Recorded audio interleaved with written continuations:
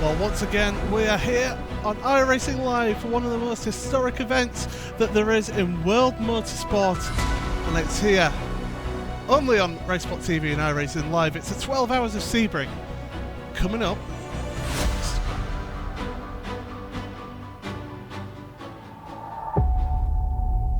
Okay, we're clear.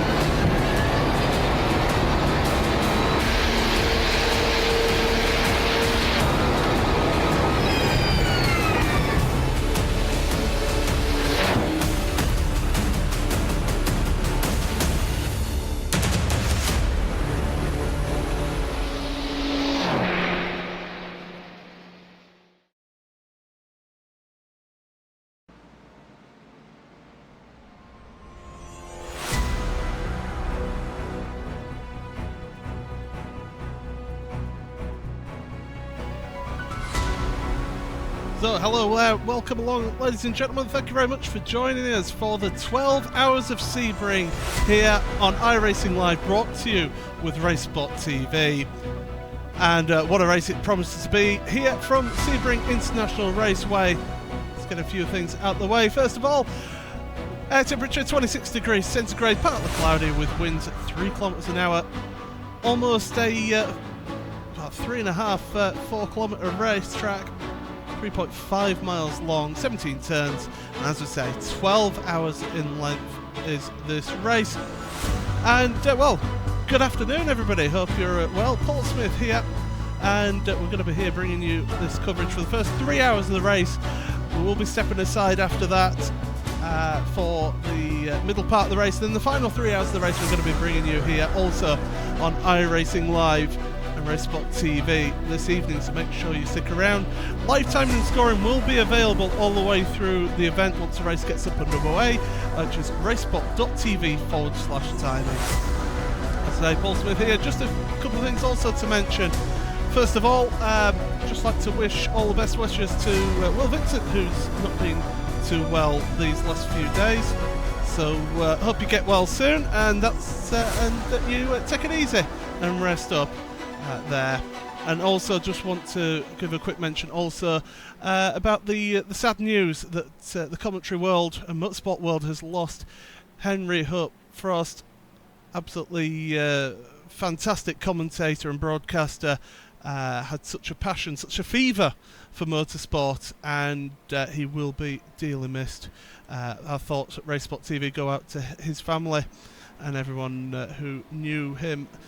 Such an inspiring person as well, such a nice person. I was unfortunately not able to meet him, but got to see him do various interviews at the Autosport International show.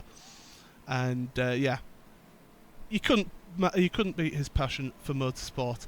I'll bring in now our commentators for today. Alvin Yevers is joining myself, and to lead this broadcast here as well is none other than Mr. Jake Sperry. Thank you, Paul. The eyes of the world turn to watch Sebring here in Florida. The world is watching to see who can start to pick up this momentum as we head into spring, into March, and into the motoring season. You talk about things that have been going on, for example, the VRS iRacing Championship that has been going on and that has been causing quite a stir. You talk about things like the iRacing World Championship Grand Prix Series set to kick off next week, but nothing quite like what we are going to see today. 12 hours worth of racing is always going to be something worth keeping an eye out on. And the best of the best have decided they want to turn up to the fold. And Alvin, when you talk about Sebring, it's not a circuit that screams elevation change, but very much like Silverstone, it is still one of the classics because of it. It definitely is, and yes, just because it is a 12-hour race doesn't mean it is half as easy as the 24 hours of Daytona. No, this race here, it is 12 hours, but the track is really abrasive, it's really bumpy, and all the drivers are gonna have to be on their toes for 12 straight hours. And the key to success in here, pretty much surviving and patience. And for sure, all these drivers will have to get every single ounce of patience in here if they want to make it to the checker flag. They certainly do. 3 classes of category then, spanning 54 drivers. So we have ourselves our C7 Corvette Daytona prototypes. We have ourselves the GTE field, Fords versus Ferraris. And then, of course, we have the GT3 field, which always proves to be a very interesting category, especially indeed. It is a little bit disappointing, the fact that we will not be running ourselves the brand new LMP1 vehicles, but of course, we are under IMSA rules for this one, Paul. And IMSA rules, they are just as exciting, if not even more. Yeah, absolutely. We're going to see the Corvette Daytona prototype here today. It's a fantastic vehicle. Very tricky to drive at times, but it is a rewarding car as well. I've driven this car a couple of years ago in this very event, and it is a really fun car to drive once you get your head around it. It certainly is. Let's get up on your screen, though, how qualifying has been and gone. Let's start with your prototype category. And the age-old rivalry that's been brewing for the last 7-8 months or so comes back into full force. Thrustmaster Movano DP Black, the 333 machine, it has the fastest time overall. Vendaval Sim Racing Blue will start from second on the grid, with Teo Martin Esports and Jim Racing GTR Center in 4th position. Pure Racing Team White will start 5th, with Team Hoixingveld in 6th position. Thrustmaster Milano DP Red will start 7th, and starting in 8th overall is the aptly long name Dave Kammer's Massive Wall of Text. Version model 7, I believe, is what we are seeing with that massively long team name. Always nice to see a nice joke name here and there. But from there, we move down to GTE, Pure Racing Team GTE Blue. They have a chance to push Maximilian Venig here today to the Sim Racing Observer iRankings World #1 with a very good result. SimRC.de Bavaria will be looking to stop that in second. Follow Me Esports will start third, with Thrustmaster Movano GTE in 4th. SimRC.de Florida will start from 5th, with Team Bushwink Racing Pink. Redface Racing GTE White 7th, and the Orion Race Team HPP will start from 8th and into GT3. Esther Racing Team providing the shock for this one then, as they will get the pole position with Core Sim Racing in 2nd. Pure Racing Team Red and Black 3rd and 4th, with Evolution Racing Team in 5th. VRS Coanda Sim Sports, they've not had the best of showing so far in World Tour events. They'll start from 6th, with Hoixingveld Core Motorsports and the comers of SRT Esport Green in 8th position overall. 54 vehicles then will be taking themselves to the starting grid in just 1 moment's time. We will, of course, be having a rolling start for this one, a full lap rolling start of this circuit, and a lot of people understand what is needed of them. They need to be pretty much on the offensive as quickly as they possibly can here, because although this is a 12-hour race, Alvin, you still have to try and factor into track position. Track position, where you are, and also the strategy, and those will be the 3 key things in here today, especially these. When it comes to strategy, that'll be one of the important things, because yes, 12 hours, of course, you cannot make it with only 1 driver. You gotta have 2, maybe even 3, 4 drivers. So when you come into the pits, when you get the fresh driver, when you get the driver that you need, when you get the driver that you want, that is a key thing in here today as well. Yeah, that's certainly going to be one of the cases, and I think that today here we're going to see a lot of teams, Paul, looking to try and experiment with certain driver lineups, because Sebring, yes, while it is one of the World Tour events, it is one of those events which I think drivers want to try and use and work with as the pace car now sets off here as we are behind the Porsche 911 first safety car as we now look to go one full lap around the circuit. Yeah, one full lap around here in this event before we get up underway. Turn 1, a tricky corner, especially at the start of the race, because it sort of funnels down. It's a really wide entry, but it funnels down onto the track, so you can have a few incidents at turn number 1. Drivers want to be careful of that one. And this first sector relay is really a tight and twisty part of the track, so getting away well and not getting involved in any shenanigans in this early part of the first lap and in the start of the race is going to be crucial around here. Yeah, you need to make sure that you are clean and efficient, especially with the tight and narrow sections of the track, especially as the prototypes head through 3, 4 and 5, heading now into Big Bend of turn number 6 out on circuit. And there's a lot of overtaking opportunities around this circuit, Alvin. You talk about the dive into the hairpin. You talk about certain areas that you look to try and get on the aggressive factor. And I think that what you need to see is a lot of people having, you know, a look into certain corners, especially Sunset Bend. I think is going to be one of the best places to try and have a look. It certainly is. When we think about Sebring, it's not necessarily a track that has plenty of overtaking opportunities, and yes, you just mentioned 2 of the key ones, Jake, but also going into turn 1, it is really wide and really narrow, so we may see some people trying to go for a dive just before it narrows. And then the other thing to consider, maybe not at the start of the race, maybe not with 30 minutes into the race, but once the pit cycle starts going into turn 1 and having the cars coming back into the racetrack out of the pits, that'll be something really interesting to watch, because as you get out of turn 1, you gotta get onto the pit exit as well. So that mangling, well, that's something to keep an eye for. That's definitely something that you need to keep an eye on. So I think a lot of people will be looking for opportunities as they now head through this back stretch of circuit. Looking now here to the left-hander of Bishop coming up in just one moment. And this sort of fast-flowing section of the track, Paul, it's all about how much momentum you can carry as you head to the likes of Le Mans and the Ullman Straight. Yeah, absolutely. You can use these curbs around this section of the track. They're quite low curbs here, so you can really be aggressive on the curbs around this section. It's all about downforce here, keeping as much minimum speed up, but then get the car slowed down for this right-hander here onto the back straight, and it's crucial to carry speed down here because it is an overtaking opportunity into that final corner.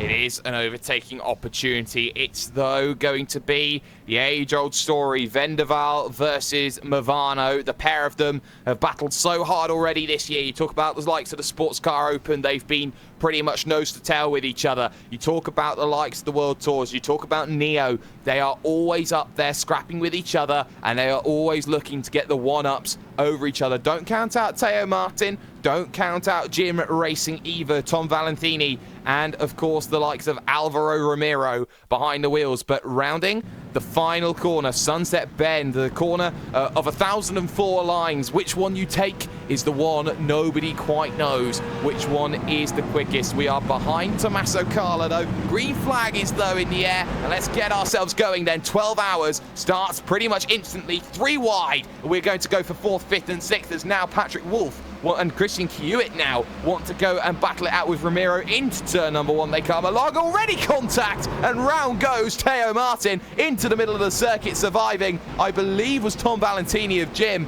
I think they got away with it fine. Second pack gets single file, and I think the third pack as well, having a pretty clean start to things, Alvin. A clean.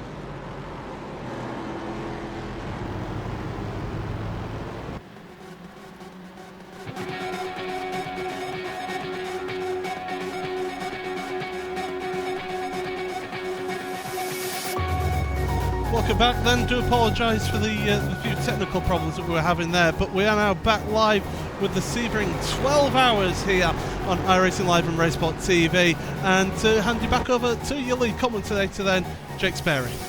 Thank you, Paul. Arthur Lehoke in the Thrustmaster Movano Racing GTE machine whilst cameras were away has got through on the Follow Me Esports GTE machine of Yao Vaz. So The Portuguese driver's got to find a way to get back past the Frenchman. Good news, Alvin, is Jürgen Frank isn't really able to get into an attacking position, especially when you consider leading two drivers are now on islands of their own. It is, and now with 14 minutes into the race, now it's when we're starting to see some pace from some of these drivers. Some drivers that are fighting for position, yes, they will stay together pretty much for the duration of the first stint, pretty much. And then there may be some drivers that will be driving on their own. For those drivers, those are the drivers that we need to watch in terms of pace, because once you are driving on your own, yes, you have to keep the concentration even more, because you may lose even track of time when it's time to come into the pit. So for those drivers, well, it has to be a really nervy moment. Yes, it is only 14 minutes, but still a long way to go. And a mistake we've also noted there from Carlo Labate in the 381 machine, Thrustmaster Movano DP Red. Now under a lot of pressure from Carly Janssen in the Radicals on line 6. Sideways machine makes the move on the inside then at the long right-hander, 90 degrees, so able to make it work at Tower. Now looking up at position number 4. And Paul, it's worth talking about Daytona, because they started in a very similar position. They're already in the first 15 minutes plus 5 positions in this event. Radicals Online are the team on the move. Yeah, they've got a bit of experience in this car, as well as Thrustmaster Movano now coming under pressure from behind. Team Huizenfeld coming up alongside them as well. So certainly they've got the experience of this car, that's for sure. And they certainly look good and strong in this car, but we'll have to see how they go. It's a long race. It's still 11 hours and 44.5 minutes remaining in this one, so plenty of time for anything to happen here in this one. And we saw in that Daytona race that anything can happen right to the very end. Exactly, anything can happen, and it normally does. So Christian Kiewit then moves up into position number 5 with Team Huizenfeld ahead of Carlo Labate in the Thrustmaster Movano machine.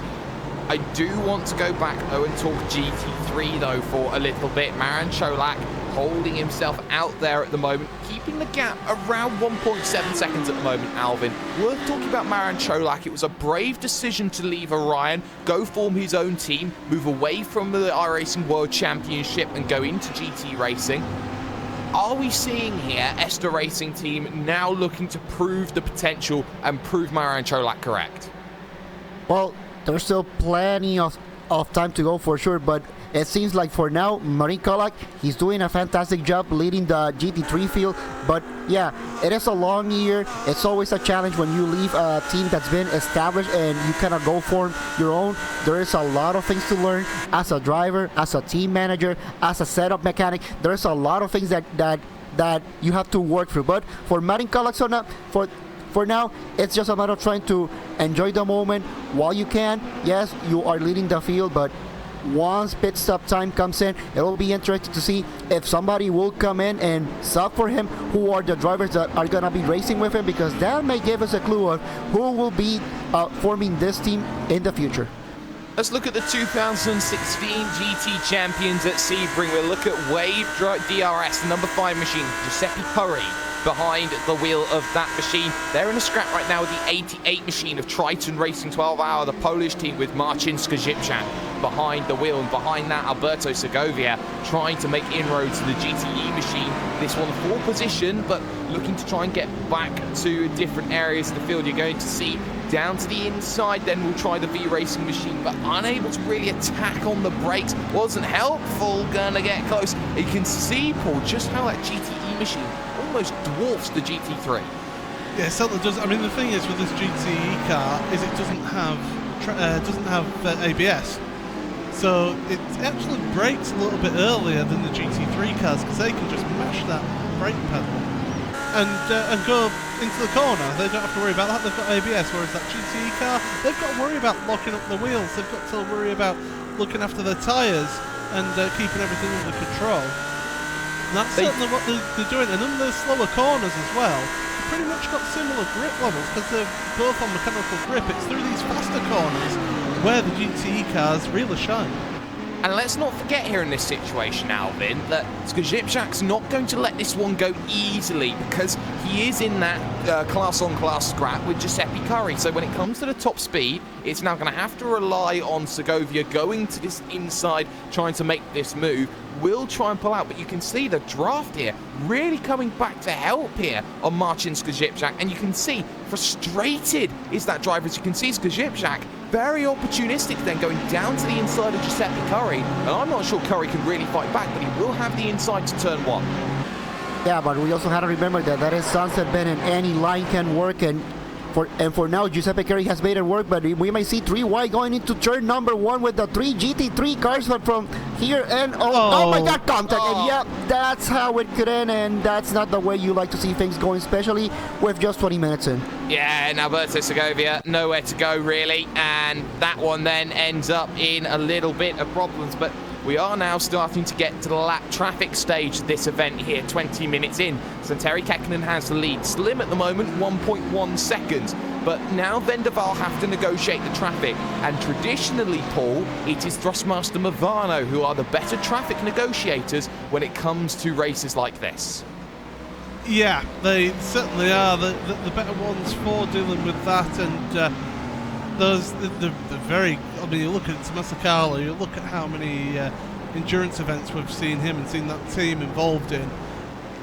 It's just a matter of waiting patiently, making sure that your time is right, and then making those moves to work your way through. And the thing is also, Vendaval, they're a little bit of a disadvantage as well. They're the first cars to come up on that traffic, and it's a bit of a wake-up call for them when the leader comes up. But then, once the others start coming through, they're prepared for them. They're looking in the mirrors. They've got the team boss and spotters telling them, right, you've got this lap traffic coming up now.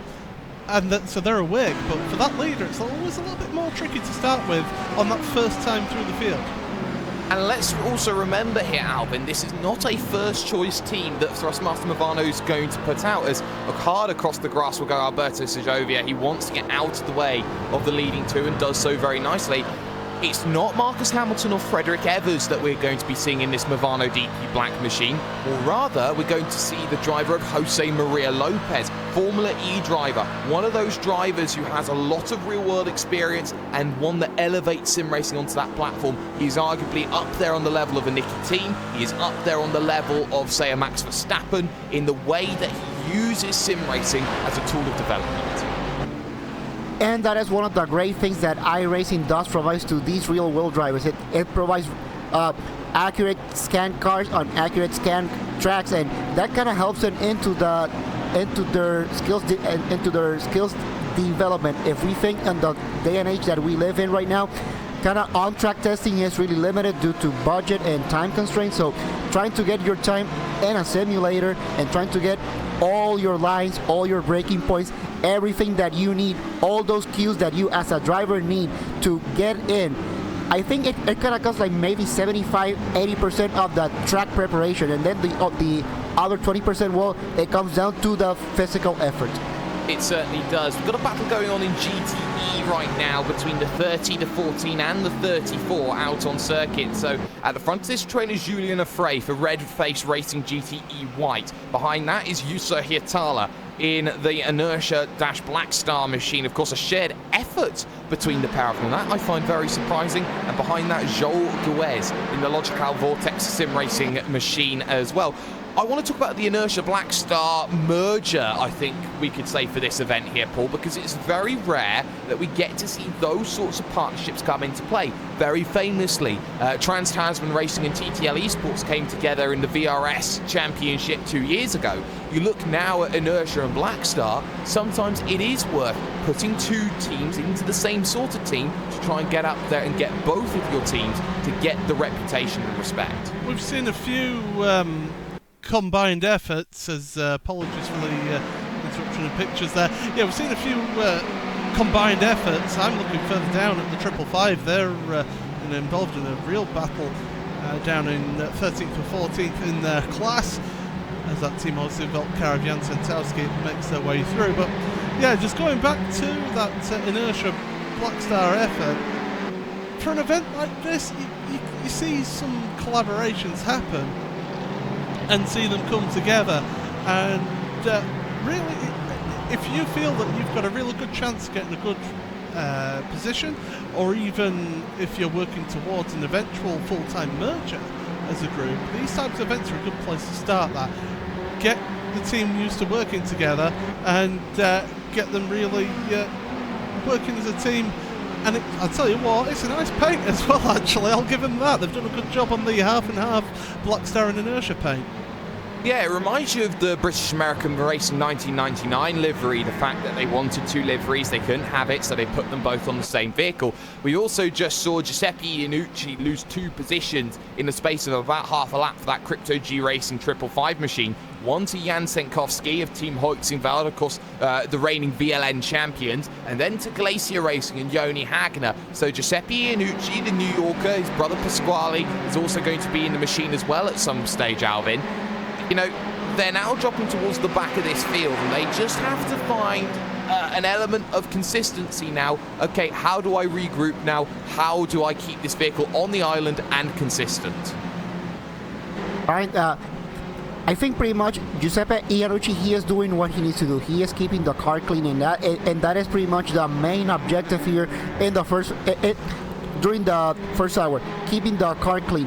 Try to not be involved in any incidents. Try to pick your battles if you can. Try to go for try to overtake, but try to be smart. And I think for now, Giuseppe Iannucci, he is doing what he needs to do. He's being patient.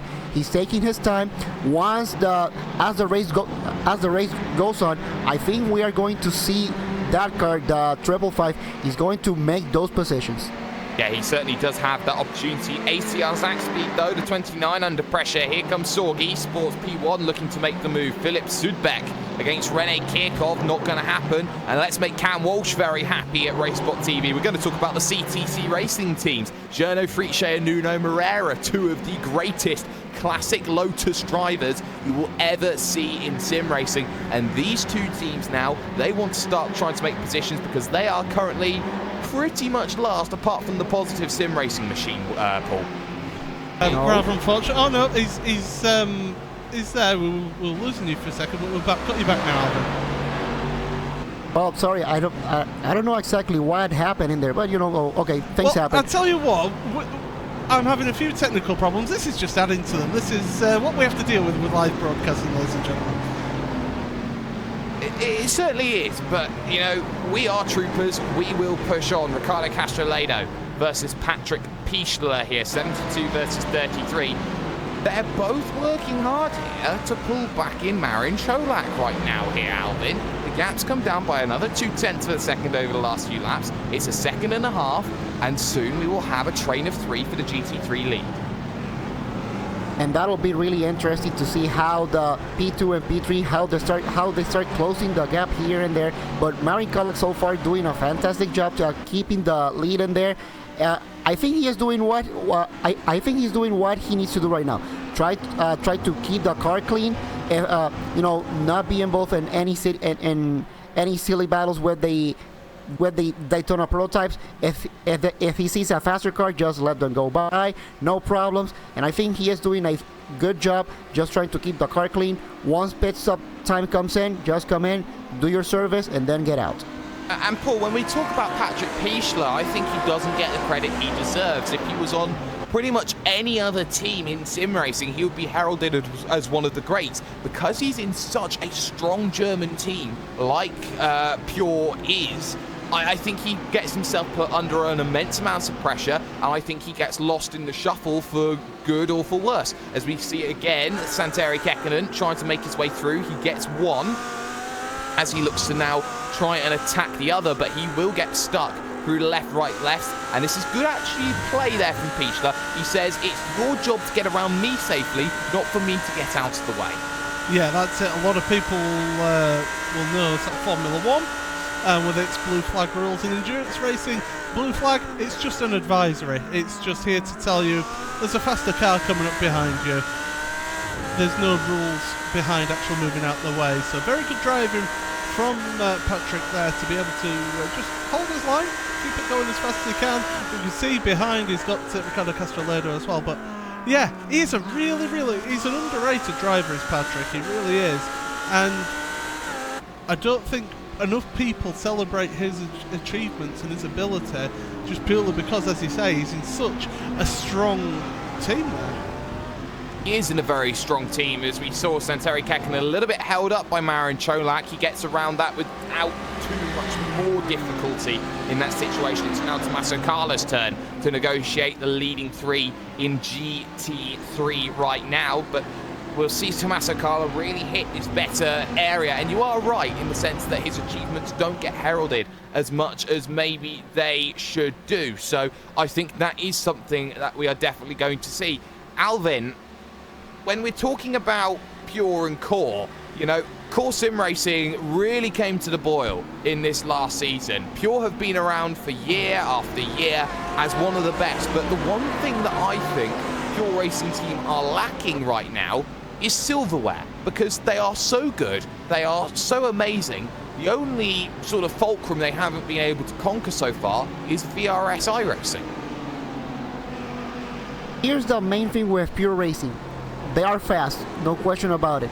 They have the drivers that can do it, no question about it. You can see it on the qualifiers, you can see it on race pace, but points are awarded once you cross the checkered flag, and that is one of the main things that Pure Racing has been having a little bit of trouble throughout the years. They have the pace, but trying to finish the race well, that is a whole different story. And whether it is a mistake on their own or something that is pretty much pure bad luck, well, they need to find that factor to try to finish the races when they are leading, because yes, sometimes finishing in P5, well, yeah, for some other teams that may be acceptable, but for Pure Racing team, they want to win, and sometimes, well, the results are not there for sure.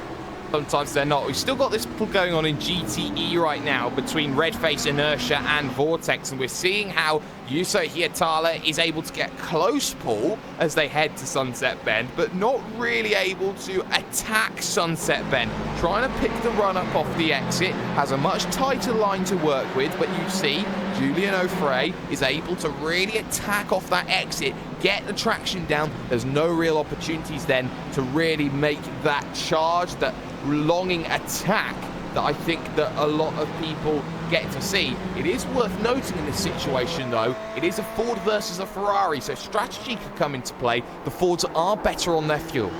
Well, I was going to say, we've seen this in various of these endurance events, that if you're not going to be massively faster than the car in front, and there's a bit of a gap between you and the next car, it might be worth just sitting behind, saving a bit of fuel, and making that move on the pit stop, or the pit strategy. We are quite a ways into the race, into the first hour here, about 35 minutes into this race so far.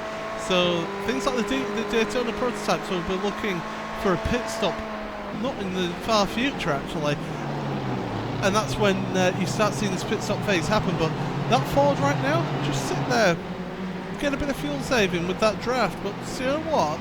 He's looking a little bit impatient now, is Hietala. He's wanting to get past in that Inertia Blackstar car. Punchy, I think, is the word I'd use there.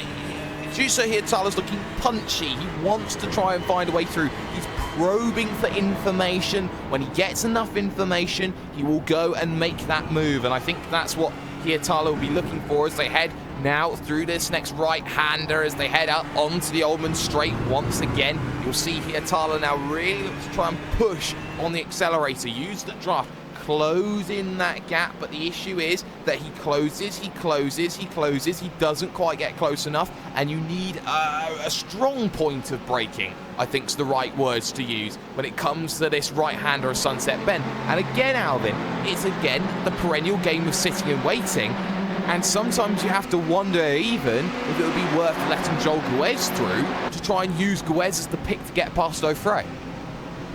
There is that possibility, and with this race being 12 hours, you know, you can use that strategy if you want, because there's really no point in trying to fight that position right now and try to say, okay, I won this position, I won the race. No, there's still a long way to go. So yeah, some strategy here and there, it can definitely come a long way, and it can also show us how Julian Alfred, how can he bear under pressure from two really fast cars? Behind that, we have Targa Racing with a 5-car train. Joni Hagner, Glacier Racing.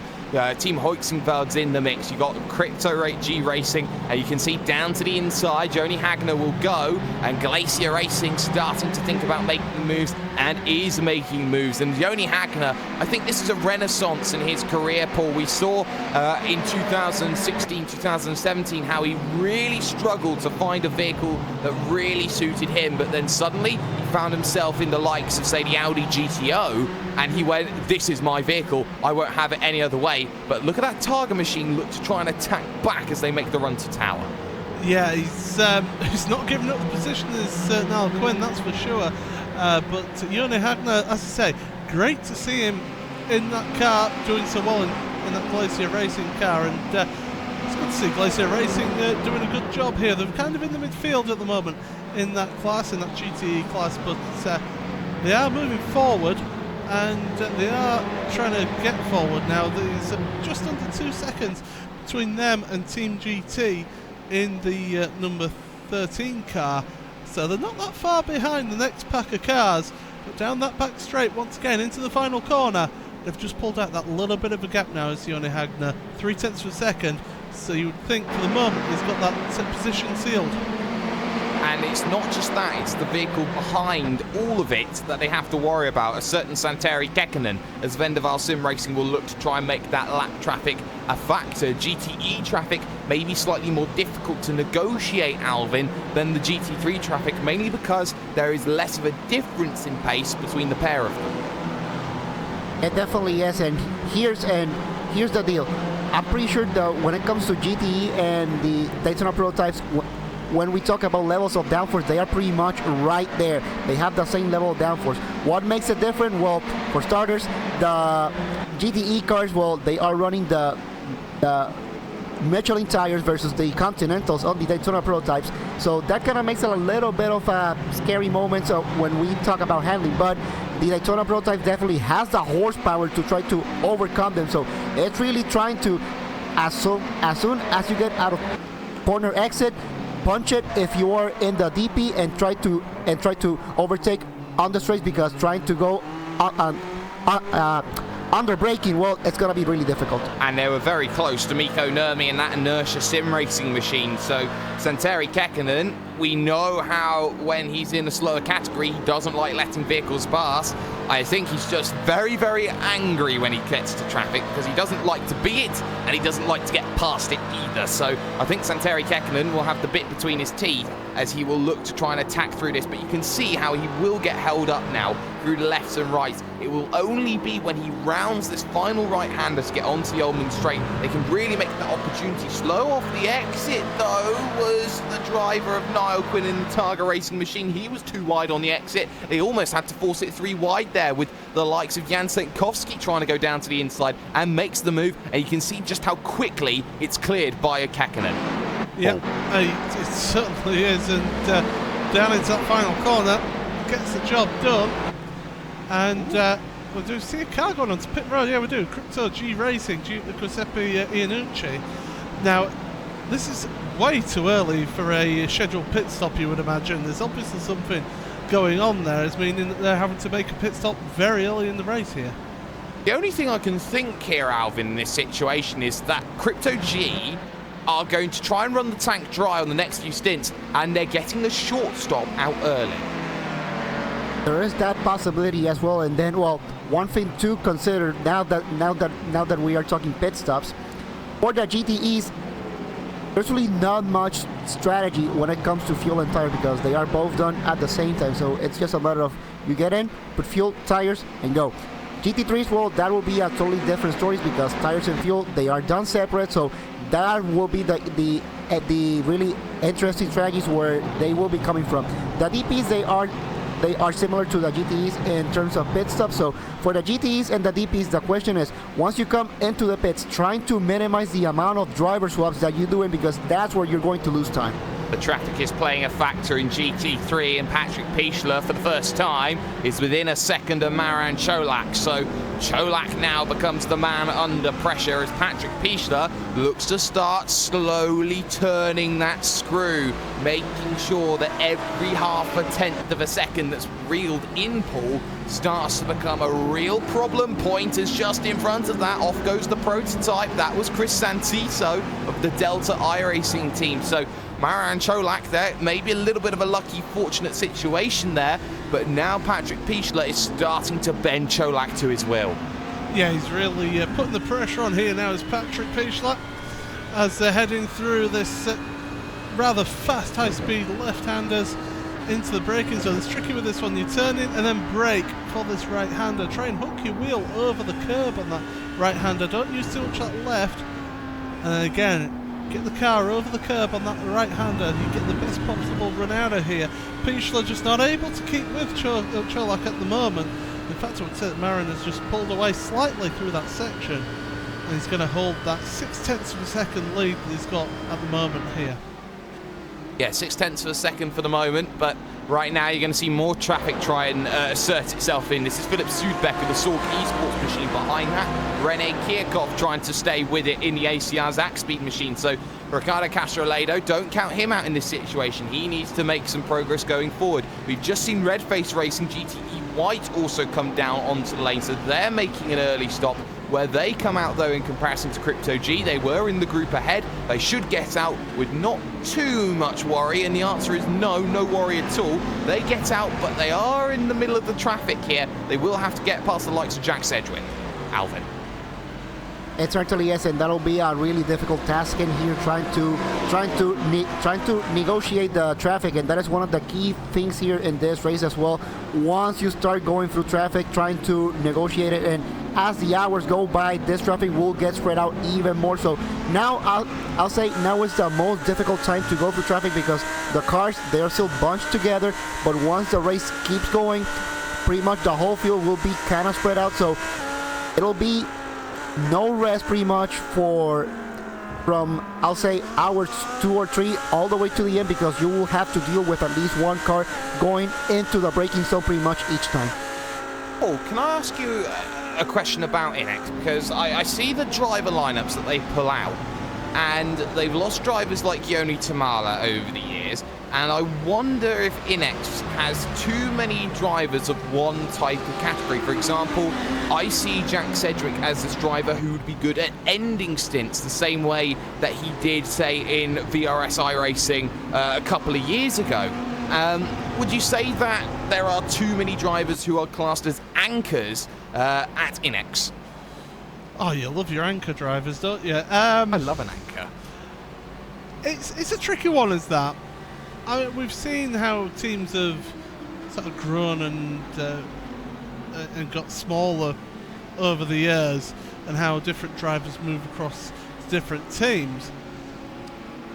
Inex, they're a bit of an interesting one there. They've sort of, as you say, Jack Sedgwick, he is more sort of that get you through that middle section of a race kind of driver.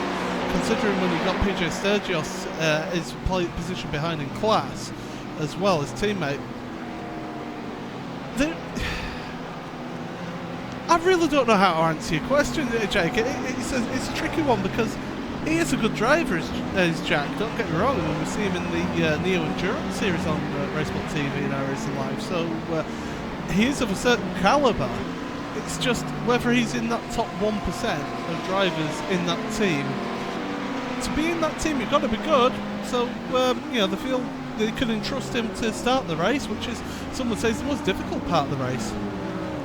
It certainly is, and don't get me wrong, when I ask that question, I don't think Jack Sedgwick is a bad driver at all. I think he's a very, very good driver. I just don't think that his role suits the purpose. For example, look at Pure Racing Team GTE Blue right now.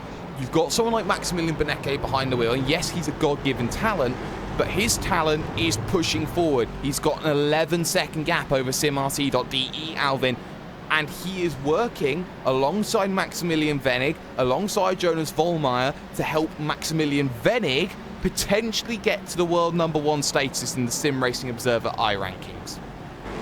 Well, and here's the other thing that you also have to think. Sometimes on these events, yes, you have the big teams and you may have your anchors, you may have your starters, you may have your mid drivers, but sometimes for these special events, you know, some drivers perhaps may say, you know what, I'm gonna save my efforts towards the big events, the VRS GT series, the iRacing Grand Prix series, and they may just skip these events altogether. And sometimes as a team, you pretty much have to race with what you have, and sometimes, yes, you may have the drivers that are safe for the last part of the race and say, well, you know what, this is what we have in here today, so I'm gonna have to start the race even though I prefer to finish the race. Dave Kammer's massive wall of text is under threat. It will be having a too long don't read section if it's not careful, if Tom Valentini and Jim Racing GTR Centre wants to get in on the aggressive factor. But Paul, let's talk about George Sandman. Here's a driver who is 58 years of age. Here's a driver who has one of the longest and most successful tenures in sim racing. And here you have a driver that if a Hall of Fame came up, he would be one of the first names you put on that sheet. It'd certainly be up there in the selection box, that's for sure, for a potential Hall of Fame slot if we're going to go down that route. Maybe that's something for a certain observer of sim racing to sort out. But anyway, yeah, he's got a bit of a challenge here though. Tom Valentini behind him, putting the pressure on. And both cars sliding about through that section, through those fast left and right. Down the back straight here once again. Just keeping the gap at about 0.6, 0.5 of a second. This is where the slipstream is coming into effect now. Onto the brakes once again. And George Sandman doing a good job at the moment, holding on to that 9th place. But two off. That's 3 vehicles off, and one of them is Niall Quinn, one is Miko Nurmi, and Sandman getting held up there on the brakes as Madden came in and Ramiro came in as well. Also on the lanes, Carlo Labate, pit stop window, suddenly Alvin just burst into life.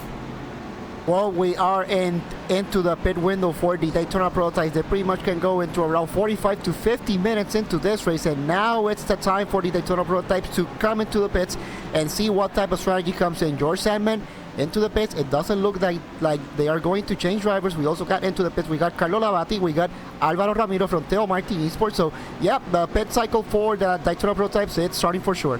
It's starting for sure, and I know we can't get a replay of it, Paul, but that all happened when Miko Nurmi ran into the back of the driver of what was going to be Niall Quinn. So that was never going to be happy. That was never going to be interesting. Also in is Nuno Moreira of CTC Racing Red, who has dived down onto the lane. So we're seeing that the prototypes now, they're looking to come in, consider making the stops in the early stages. The next question that will come along as we see 3 wide on the back straight, Dustin Hickman there with Hayden Burns out there, as I believe it's lap traffic on lap traffic.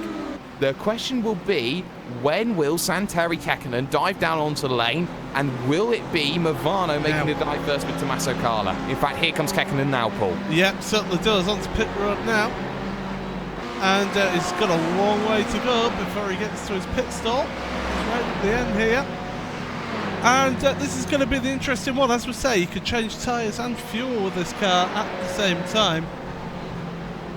And into his pit stall now, stops the car. Thrustmaster Movano stayed out for the time being, so they're going an extra lap here. That's crucial in the grand scheme of things. There's a couple more cars onto pit road. That's Pure Racing Team White, Radical Sunline 6 sideways, and seeing Heusingfeld as well onto pit road.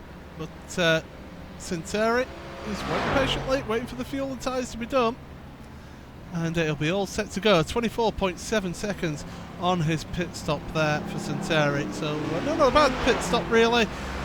Other cars in that category, they've been going at about the same in the pit stops. But Thrustmaster Movano, they're in the traffic here. They're in a bit of a traffic black zone at the moment.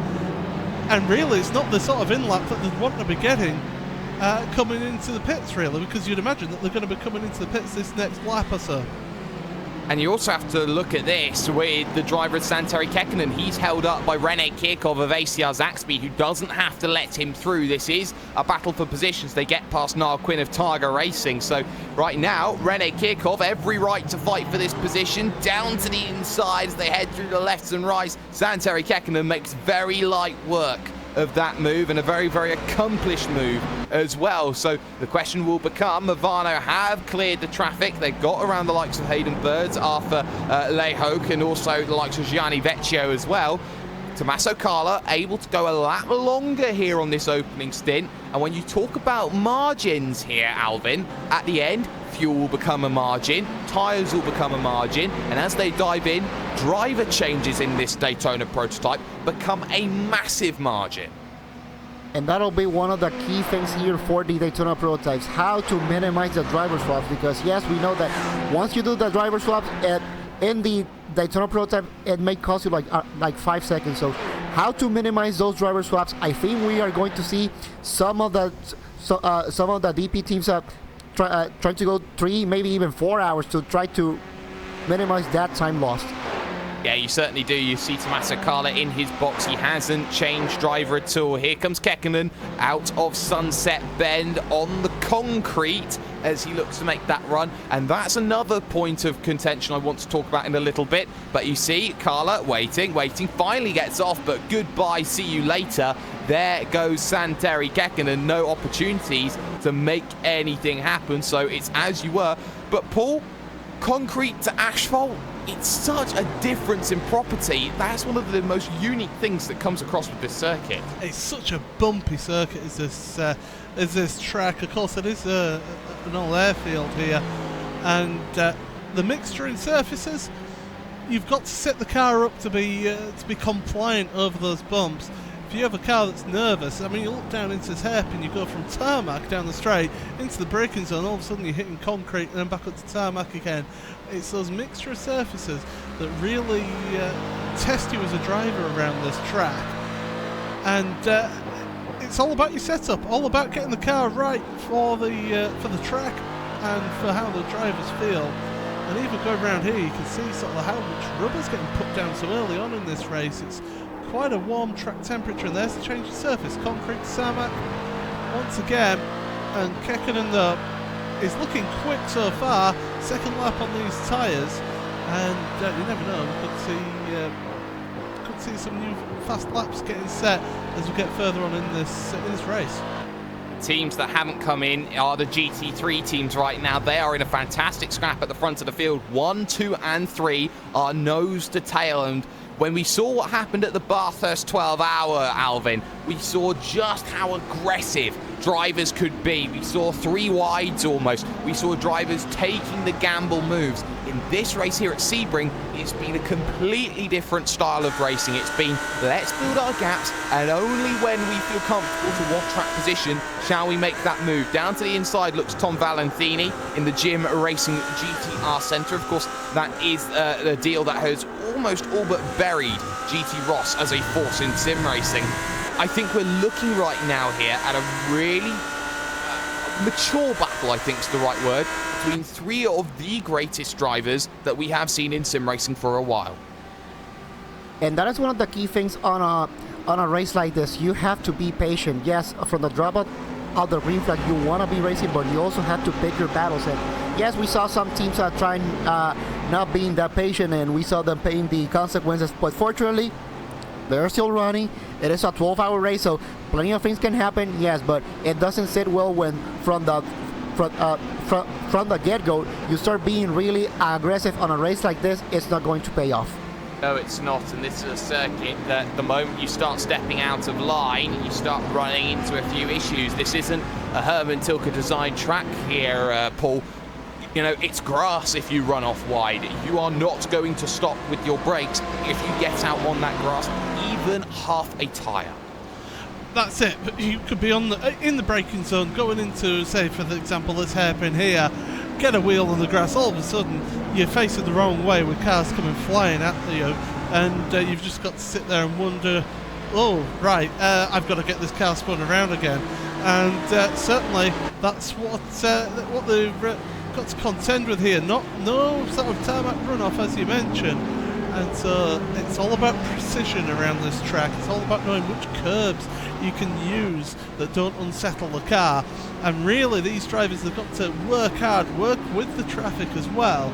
Because there's no point holding up somebody who's in a faster category than you. You can use them to help bring yourself propel yourself forward if you let them through in the right manner. So experience in these multi-class events will certainly pay off for a few of these drivers, but certainly knowing how to use the traffic, knowing how to work the track. Don't get yourself involved in any shenanigans, especially like this exit curb here onto the back straight. It's all about not hitting that grass, because that could suddenly send you veering off onto the inside wall. It certainly could, and we also saw at Tower, Paul, the fact that we had an Eric Andre go around the outside of Maran Cholak, which was never going to be the move that people wanted. And you see now Chris Santiso sort of in the middle of the pair of them. It's the battle for second now will hot up in GT3. Ricardo Castro-Ledo close to Patrick Pichler. He will look for the move in towards turn number 1. I tell you what, let's go RaceBot TV fan immersion on the core sim racing machine. Ricardo Castro-Ledo is desperate to get out of third position.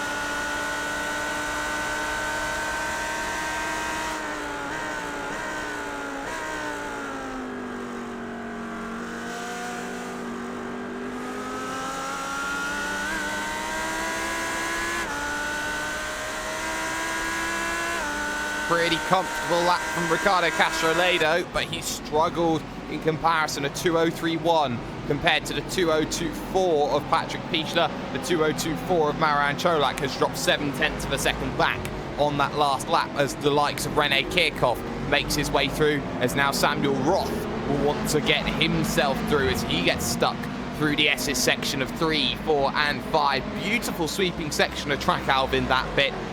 But you always seem to feel that if you go too wide there, it always seems to end up with a few tears. It ends with a few tears because if you think about trying to go into turn number 4, there is that big gigantic curve on the inside that really doesn't like to be touched at all, no matter what car you are. So trying to go too wide, you really have to think about it. And then when you consider you put that multi-class traffic in it, well, it's a little bit tricky, really interesting, and sometimes yes, exert a lot of patience, especially on a race like this. And what I find very interesting right now is Samuel Roth is actually being defended against by Patrick Pichler. This one is for position. Of course, Redface had come down on the alternative strategy, mind you, for GTE, Paul. And Patrick Pichler does not want to see Samuel Roth go through, does not want to give Maran Cholak the light of day of a gap. And you can see he will fight it every single step of the way. Yeah, but you're fighting a losing battle there. And sometimes it's almost worth just letting that car through, using him, using this slipstream to then pull himself forward towards that leader, because he's going to hold up that leader is what is going to happen here, as Orion Racing have actually made their pit stop just about the hour mark coming up here. So right on time really for them to make their first pit stop in your GTEs. So we're going to be seeing GTEs and GT3s coming onto pit road shortly. You got to think about the strategy, you got to think about your fuel. And right now, Patrick Pichler, okay, he's dropped back a little bit from his leader of his category, but right now the leader of the category is getting held up now because he's having a enthusiastic Ferrari go past, shall we say. A very enthusiastic Ferrari, but no harm, no foul. They keep themselves going. And Alvin, when it comes to GTE, typically we've seen that be the category that goes the longest when it has come onto that strategy call. GT3 are good, but GTE may be just that little bit more effective when it comes to the fuel save. It can be, and we also have to remember that the GTE cars, they have some different fuel mix settings that they can use as well, and that is something that they may be using to their advantage. For the GT3s, I think for these cars, they really don't have that much variations when it comes to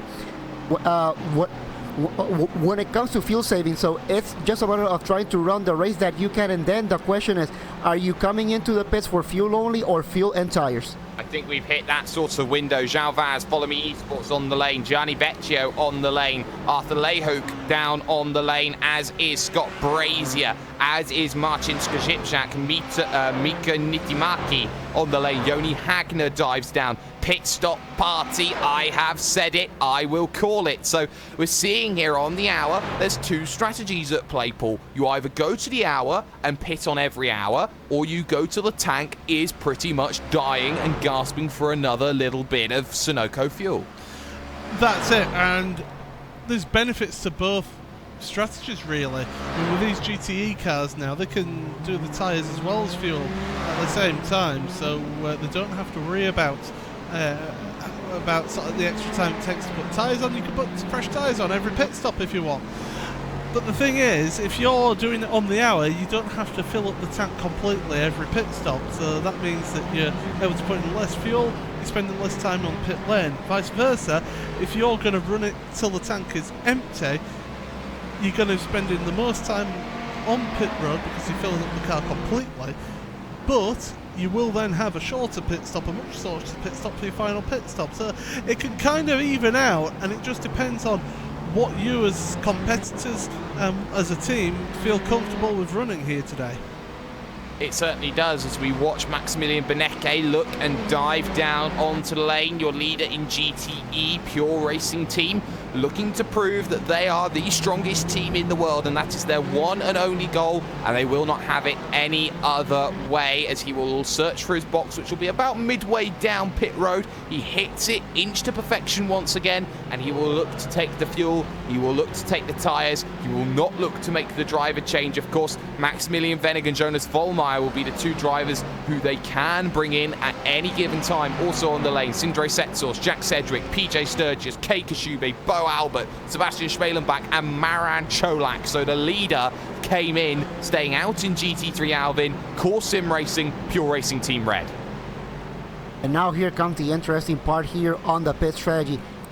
Are some of the teams going to change drivers or not? That's going to be pretty much one of the questions, but so far for Pure Racing and GTE Blue, Maximilian Benecke and the number 71 Ferrari getting out of the pits. I think he's still on the lead, and we got to try a quick cycle here on the live timing, and it looks like, well, no, he is right now out in P2, but the team Hoisenbelt, the number 35, I think they are going for the long stint here. Yeah, Jan Sinkowski is going for the long stint, and we've seen how far back they were in the early stages. So effective net lead right now for Maximilian Benecke. Worth noting where Esther Racing Team will come out in comparison. They get a little bit of clean air, and Eric Andre will want to get past in the race clutch machine. But now the question becomes Core and Pure. What will they do? They both come down in at exactly the same time. Castrolado and Pichler. Who hits the box first will be also very interesting. Who stops on the brakes first? The answer is very clearly going to be Patrick Pichler in that situation. I even thought for just half a second that maybe Ricardo Castrolado would have overran his box pull. He was perfect on the box. We've had an instant, and your race leader is dropped behind Thrustmaster Movano. There's a No way. SimRC.de car on the grass as well. Unfortunately, I can't go back to look at it. I don't know whether you two can at all, but Santeri Kekkonen now down to second place overall in this race.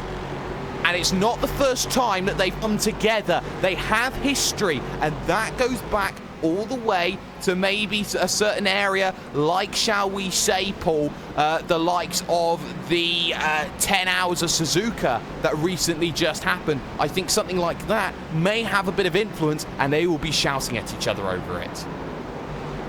It's yeah, it's when you get history with somebody, you all of a sudden you seem to have a big bullseye on each other, and whenever you get anywhere near, all of a sudden you come together. It seems to happen cyclically with those types of things. But really, you know, when you got two different classes getting involved in incidents, you got to look at maybe whether there was a little bit of miscommunication between the two in that incident, and yeah, certainly you don't like to apportion blame without looking at it, and unfortunately we can't look at it because of the technical problems we've been having today. So we'll just have to, maybe if the drivers want to come in and speak to us, then by all means we'll give them the floor and let's hear their side of the story. And Alvin, I managed to get to chat with a couple of drivers from the SimRC team after the incident that happened at the 10 hours of Suzuka. And I think the underlying words that I got from them were, we are sick and tired of people making moves, starting to get us into incidents, because at the end of the day, it gets us down, it gets us, it gets us unhappy. And it also means that we're not in this situation as things happen, as I can't see it, as I've had a couple of issues with my feed, but the battle for P3 in Daytona prototypes certainly going on at this stage. Well, and here's one of the problems. Yes, we have this race, and this is not the only race that these drivers are going to see each other. We got a lot of races that they are going to be seeing each other throughout the whole year, and sometimes, yes, those little incidents that happen on previous races, they can fester, they can be carry on into the next races, and well, sometimes we see those incidents, those issues, they manifest in the worst ways that you can. So don't be surprised if towards the as this race goes on, some of those teams that we have seen be involved in incidents with each other, we may see them tangle again. Yes, we may think it's either retaliation, it is shenanigans, but well, you know, sometimes things happen, and when those teams they keep getting into each other, well, it is just a matter of, well, something really big happening. All battle in Daytona prototype, sorry, for position 3. Yep, certainly is going on at the moment between Pure Racing Team White, Patrick Wolf, and Radicals Online 6 Sideways, Carly Janssen. Carl, a very competent, very fast driver indeed in that Radicals car, heading in towards this tight right-hander here, and these two, they've been pretty close together. Oh, that Pure Racing Team White car just getting a little bit loose there, but these cars really pushing the limits here, really pushing each other as well. They're into their second stint here, of course, lap 9 of the stint for both of them, and certainly these two pushing hard, trying to get the positions and trying to get the job done here today. Battling between them at the moment, staying behind those Radicals Online as they go down the back straightaway here. Well, I think we've seen Radicals Online really be aggressive in races like these. They're not the best at qualifying, but they take advantage of the fact that this is a 12-hour race and you have time and space to breathe and make these moves as and when you need to. Let's not forget they started 9th when it came to this event. They are now up to 3rd, but up to 4th, sorry, looking at 3rd. But Alvin, Patrick Wolf, so underrated, like Patrick Pichler, but Patrick Wolf, I don't think, really gives himself enough credit for just how good of a driver he is when it comes to prototype driving. And sometimes when, as a driver, you start kind of underestimating yourself, and I think sometimes that is a good thing, because coming into a race you don't have that high of expectations, and then when you get the results that you were not looking for, meaning above what you were looking for, then it's kind of like, hey, you know what, even though I think I am not able to do this, I still did a good job. So sometimes that is what you need. Not trying to be overconfident, because sometimes being overconfident can be kind of detrimental as well. Certainly can. We've just had a lead change actually in your GT3 category. So Esther Racing Team all of a sudden do not have themselves in that position that they need to be overall. You've seen the likes of Patrick Pichler make that push forward, but sometimes it doesn't often happen the way that you think it does, Paul. And changes, Core Sim Racing now all of a sudden have the lead, and have the lead by a fair margin. Yeah, well, Core, they did have a shorter pit stop, so that little bit of a shorter pit stop there. 1 minute 2.7 pit stop, so they took a full service on that pit stop there. Jumped them ahead of Marin Cholak, who was a 1 minute 7.2 on the pit stop there for himself. But he is running a little bit slower at the moment, as well as Cholak. In that second place, Esther Racing Team on that last lap was about 0.3 of a second slower, so little issues there for them down in second place, but don't pack it about it too much yet. Like I say, it was a longer pit stop that has aided Core Sim Racing to be able to get a jump ahead of Esther Racing Team.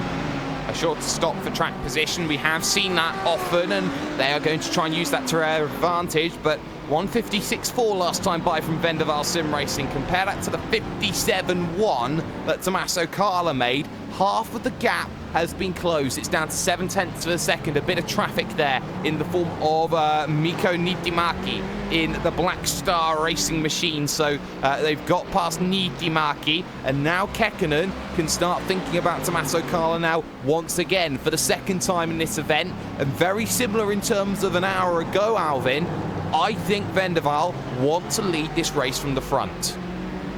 They want to lead, but they got a long way to go if they want to do that, and it's going to be a really tough task in here today, because with the level that we have in here today, these drivers, they came in here to race. Yes, this may be a special event. The only thing that maybe for the winners may be pretty much bragging rights. Well, back in the day, it used to be bragging rights, but I think now we got Sperry points as well. Oh yeah, Sperry points are very important for a reason that I will not disclose at this stage in time. But right now, Patrick Wolf in position number 3. He's got to worry about the Radicals Online 6 Sideways machine. Carly Janssen still there waiting for that move. And the Swede, arguably the fastest Swede in sim racing right now, looking to get past Patrick Wolf. And, well, he'll have to just play the waiting game, maybe a chance into turn number 1. The gap at the front of the field, that one comes down. Well, 0.7 of a second. Now it's under half a second. And now you're starting to feel, Paul, that Vendaval are going to be eyeing up the move. Yeah, they certainly do. Look at that last 3 laps, 0.1.5, 0.7 call it, and 0.2 faster than your race leader. So they've got the pace of Vendaval Sim Racing Blue, but getting past for Sasno Ivano is going to be a very difficult job for them indeed, because Tommaso Carla, very competent driver, very fast driver, and an aggressive defender of the position as well. Looking further back as well between Pure Racing Team White and Radicals Online 6 Sideways, they've been pretty even on lap times these last few laps, so just keeping together for the time being between those two. They're quite close together, about 0.3 of a second between them at the moment, but that's race lead that we'll just keep an eye on, because those two, you imagine it's going to be putting the pressure on now for Santeri Kekkonen. You want to get that pressure on there and get the move done, maybe not immediately, but want to get past sooner rather than later. Yeah, I definitely think they want that track position as they head through Bishop, this left-hander, on the brakes then into Le Mans. Right, left and right onto the Ullman straight they will head. And suddenly Tommaso Carla is responding to Kekkonen. I wonder here, Alvin, if there is a dirty air effect that's coming into play, forcing Kekkonen back at this half a second gap where he can't really attack. And that'll be a really interesting thing now coming here in trying to see what he can do right now, because it is a really interesting part here in this race. Now we are into hour number 2 pretty much. So do you try to keep that gap, try to fight for that position. I think for Santeri Kekkonen, I think what he is doing right now, I think he is okay. There is no point in trying to fight for that position right now. It's just a matter of trying to keep your car clean, trying to keep the concentration up, maybe wait for a mistake from the Trustmaster Mivano Black car, and then that's when you go for that position. And don't get stuck behind David Alexi Jordan of Odox Motorsport. We've seen how he has been one of the most consistent anchors, but a very deliberate anchor, I think is the right word to call David Alexi Jordan. He's not the quickest driver in the world. I'll be the first to say that, and he will be one of the first to say that. But he does a job. He keeps a vehicle on the island. Kekkonen drops back almost a second. Wolf still holds the position over Carly Janssen at this stage of the event. But Pure Racing Team now, again, that gap over SimRC and GTE. It's João Vaz now that needs to worry about things, because once again, Follow Me Esports is losing positions. They got Esther in front, but now it's the battle against Bushfink as Brazier tries to go deep to the outside to try and make the move there, Paul. Yeah, certainly. We just jumped back there just to see that, and he's looking busy. He's wanting to make that move and wanting to make it stick very quickly as they're heading down towards turn number 1. Various lines into the corner. There's only really one line out of the corner, and that's the issue that you generally have through turn number 1. Not making the move yet, it's got Brazier, but it's certainly putting the pressure on now, and João Vaz is certainly feeling that pressure in that Ferrari. Both Ferraris, of course, between these two, but certainly some really good efforts from these guys. 4th and 5th in their category at the moment. One thing I will mention here, Jake, we've yet to have a retirement in this race. You stole my thunder. You stole my thunder. You stole my lightning. You may as well steal the whole rain cloud as well while you're at it. Alvin, I think that's fantastic to see that we've got no retirement so far, as Kei Kashube now in a little bit of a scrap there with Fulvio Barazzini. Barazzini will go through as a bit of lap traffic. And now Orion you're seeing here with Logical Vortex. This is a scrap just behind the Bushfink Follow Me Esports battle. Joel Guez and Vortex, they are perennial underdogs, I think you could say, of Vortex. You know, they are not in that era where they are as strong as they once were back in IndyCar. And I think that they are starting to prove that their GT program is actually very, very strong. Little by little, you build your teams, and yes, it started with IndyCar for Vortex Sim Racing, and now, you know, they started to become one of the reckoning forces here in the GT categories as well. But you know, it takes a little bit of time. Yes, they've been proven that they can race these GT cars, but now we're talking, you gotta come against teams like Hoisinbel Core Motorsports, Core Sim Racing, VRS Coanda, and now the FAG2. You know, all these teams that they have proven that they have what it takes to be in these categories. But for sure, the Vortex Sim Racing, they have come here, they have proven that they can race with these teams as well. Yeah, and it's no slouch here. You're dealing with Fulvio Barazzini. He's a driver who has iRacing World Championship victories, albeit one of them was at the very much debated 2013 Indianapolis race that's happened. But Joel Guez, a half look down to the inside, a 2/3 look down to the inside, but never ever looked, Paul, like he was fully committed to the cause. Yeah, certainly not. He's making himself busy, that's for sure. He's getting in the face. And just pictures there, just temporarily. I do apologise about these technical problems that we've been having today with this race. But you know, these drivers, they're pushing, they're determined to get past. And well, here he comes now down the inside into the hairpin. Surely this time he's got to make that move stick. He does, and Fulvio Barazzini, I think, let him go there. He made a big mistake through Big Bend. You never take that wide line, and suddenly he lost out, and he lost out in pretty spectacular fashion in comparison to Joel Guez. So his real timing seems to be working very, very nicely. He seems to have himself back in play. Who else is back in play? Vendaval Sim Racing Blue. There again, Alvin, tucked up right on the rear as they make the run through Fangio now on the charge to Cunningham. Coming down the run into Cunningham, Santeri Kekkonen keeping a close eye there on Tommaso Carla, but Tommaso Carla kind of runs perhaps a little bit too wide, and that may allow Santeri Kekkonen to get a run here into tower, but it is a difficult place to do an overtaking here, so I think he's gonna just stay behind.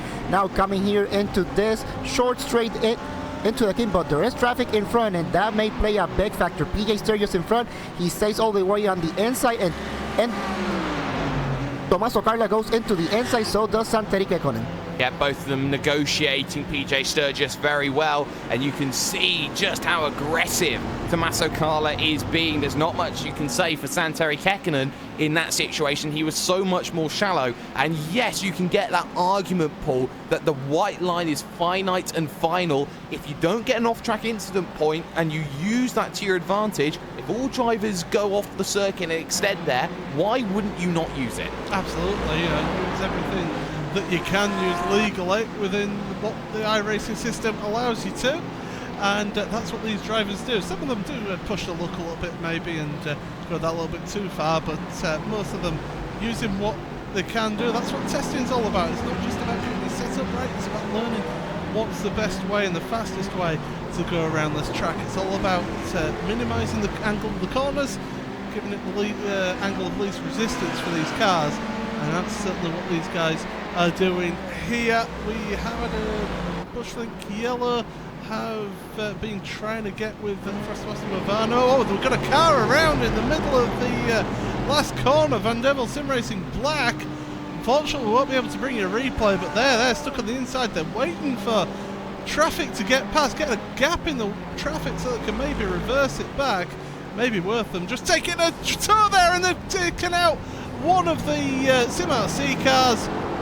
It may be worth taking a tour back to the car, and they're through. Yep, they're out.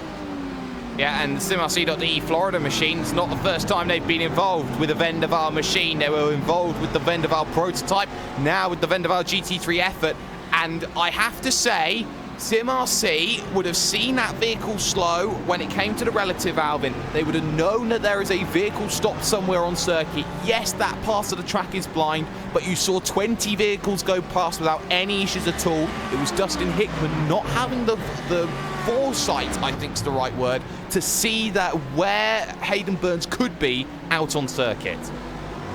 And then the other thing we also have to think about, this is a team race, so I think it also pays off to have somebody as a spotter trying to look out for you if things are going in front. Perhaps he didn't have a spotter at the moment, and well, that's pretty much what happened right there. Yes, you got a yellow flag. It tells you to slow down, but then the other thing going into sunset bit, and it's gonna apply, so you're kind of guessing where the car may be.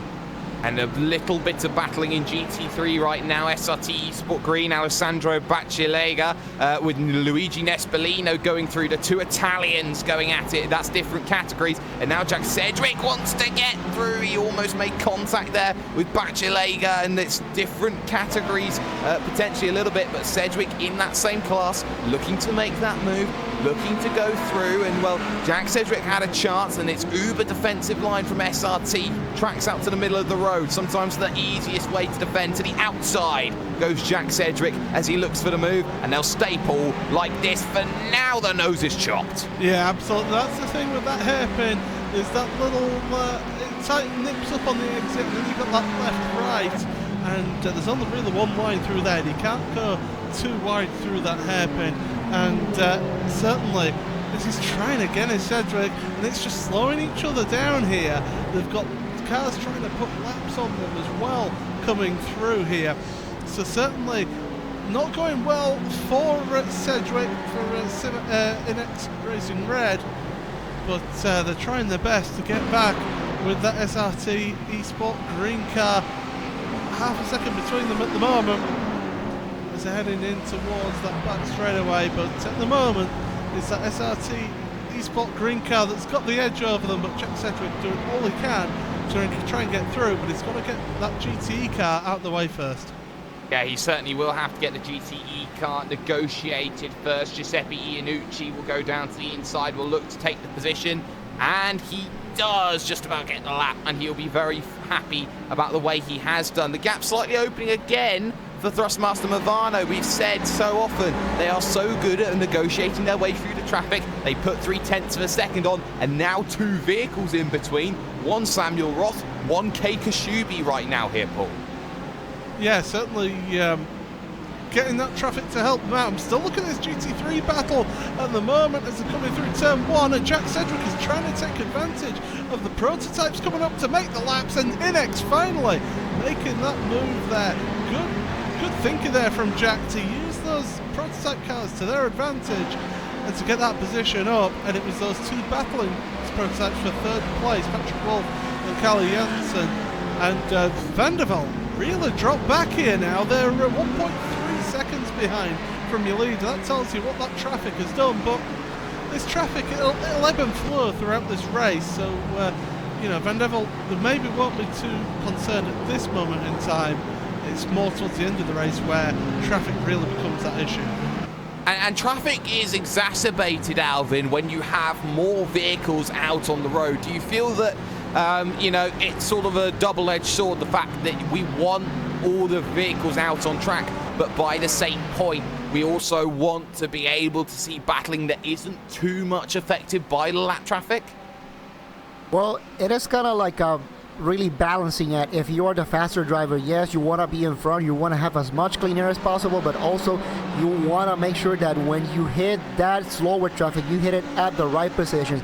There is nothing worse than as the faster driver getting caught in between the slower traffic at the worst of moments, namely, say that twisty section from 2, 3, 4 here at Sebring. You really don't want to get caught into slower traffic. Then going from Cunningham into Tower, you don't want to get caught into slower traffic as well. So it's really trying to pick your battle. Sometimes, yes, it will happen.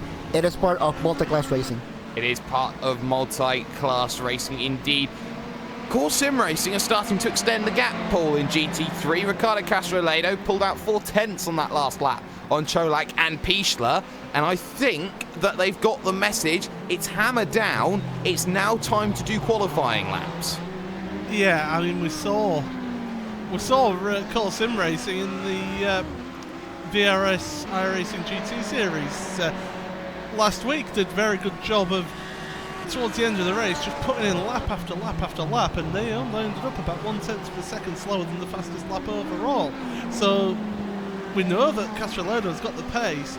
They're learning this car all the time as well, and it's good to use this venue to learn that car because, well, it's a good little mix of track here. You've got the bumps, you've got high-speed corners, you've also got low-speed corners and a couple of medium-length straights. So certainly, great little mix there to be able to work through and to try and sort of learn the car. And certainly, it's a great place to be able to move forward and progress your knowledge in that car. I believe we're seeing an issue right now with the CTC Racing red machine of Nuno Moreira. He's had a really horrible 5-6 corners. He's dropped about 20 vehicles, and I think he does have some very substantial damage on that machine, and it's a shame to see it. I think it's going to have to be a lengthy stop right now, Alvin, for the 26 machine. Definitely a lengthy stop right there for car number 26. It kind of seems like, you know, things kind of do happen, and well, sometimes you just gotta deal with it. The good thing about it, well, it is a 12-hour race, so just because you got a long, lengthy stop, that doesn't mean it is the end of the race. You still have plenty of time to go. Plenty of things can happen. We have seen this time after time after time in this race, especially. Just because you are leading at this time doesn't guarantee you anything. And about 2 years ago, Paul, you would say exactly that same thing about Maximilian Benecke. Here was a drive. Oh, Sebastian Schmellenbach put around at turn number 1, but just caught that one. He was battling with David Williams in the VRS Corner Simsport car. And around he goes. I think Williams just got caught out by Schmellenbach, having to get on the brakes a little bit earlier than you would imagine into turn 1, and that just turned him round. Luckily, that Pure Racing Team black car didn't end up in the wall there. So big drama for Pure Racing Team, but they have dropped down 3 positions now, and that down to 8th place from 5th.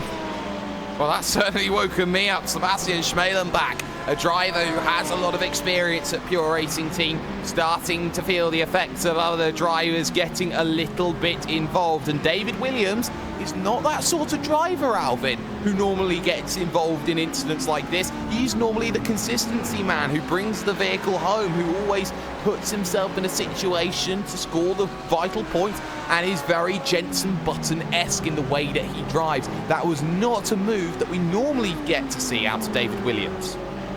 It also gets to show you that even to the best hunters, the hair can get away, and that's pretty much what happened there to David Williams in the VRS on the Audi.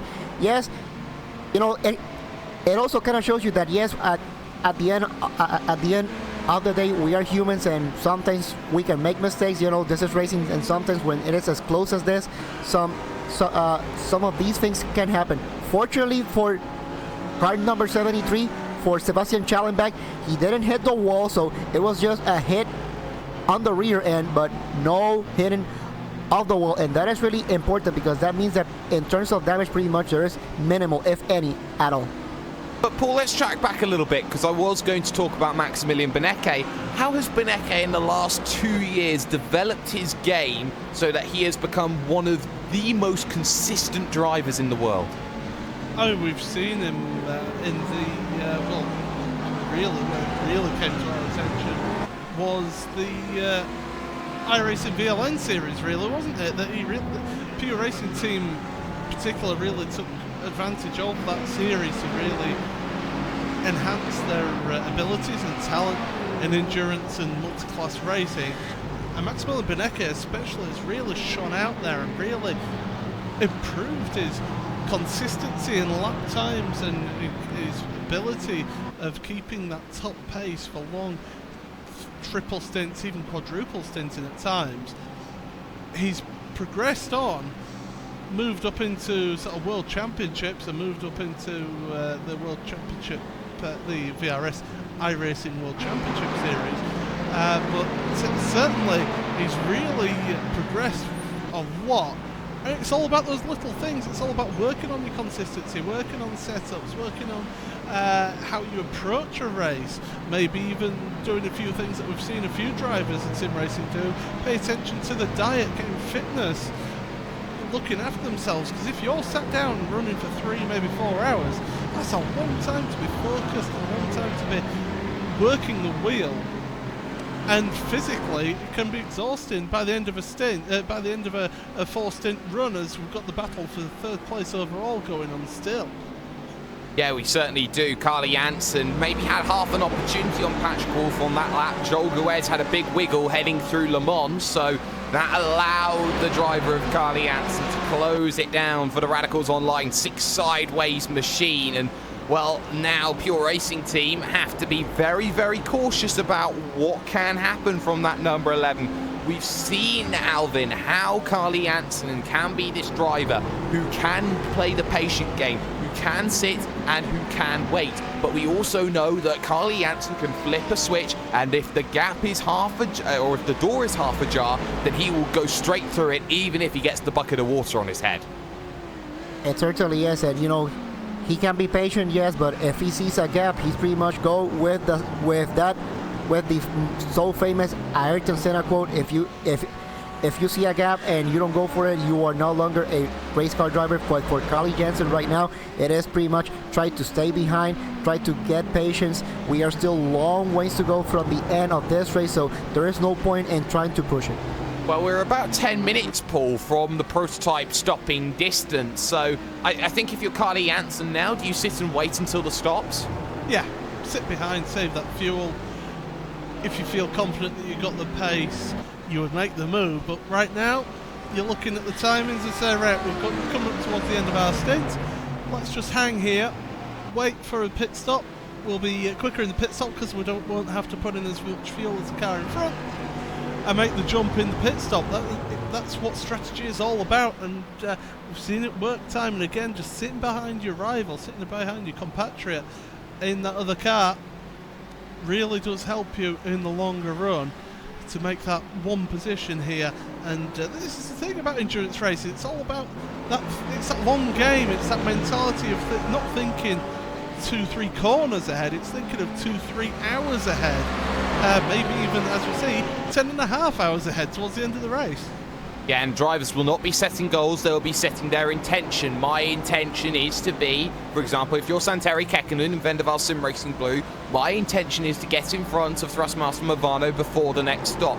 If that doesn't happen, my intention is then to get past Movano after this stop. You know, you don't play a game of a goal, because if you fail your goal, it becomes very negative as a concept. I think that a lot of drivers, Alvin, especially when you talk about a developing series like this, how that you can argue that there isn't maybe the psychological presence there is in comparison to real racing.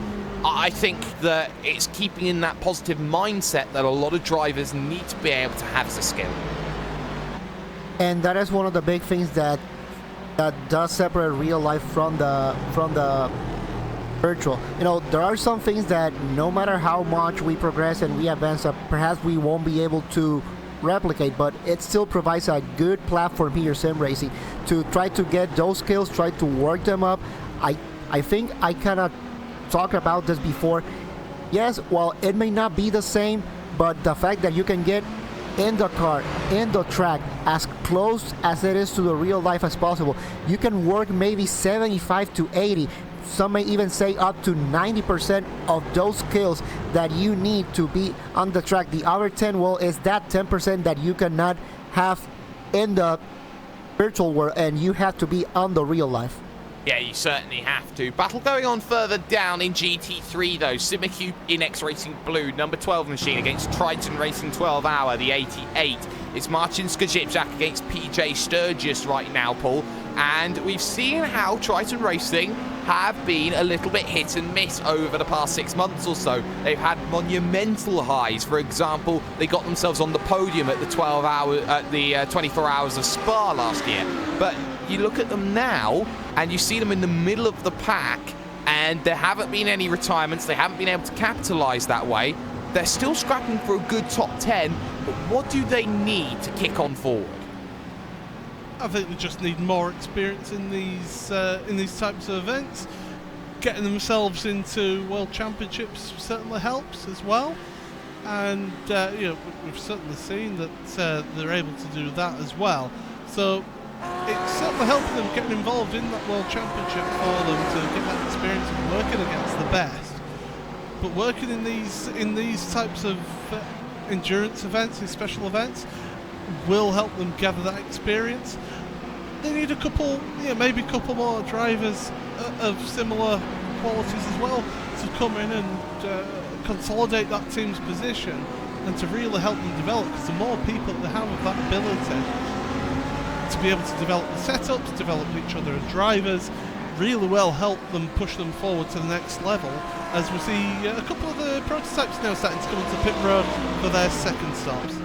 So the prototype division then decides that they want to come down and start thinking about making the pit stop window a reality. On the lane already we have the Dave Kammer Massive Wall of Text model V7 right now is on that lane. So they are one of the first to dive down in. Are there any takers? Yes, Vendaval Sim Racing Blue is a taker. They will come down on the lane as expected. Movano will stay out. Now, this is the next question, Alvin. Will it be one lap or will it be two from Thrustmaster Movano? Well, from what I have in here, pretty much we've seen most of the teams trying to go for 25 laps. We have a couple of teams trying to go for 26 laps in here as well. The Pure Racing Team White and the Radicals Online 6 sideways. So that's the really interesting thing here. How many laps can you go on one tank of fuel? Well, we know that for now, Santeri Kekkonen, he can go for 25 laps for sure, and it looks like he is staying on the car for one more stint. One more stint then for Santeri Kekkonen. That does not surprise me. He could choose to go 3 hours or even 4 hours. But it's that sort of ideal situation that you look at, Paul, when you look at a driver. How long do you keep a driver in that vehicle? Because at some stage, tiredness will become a factor.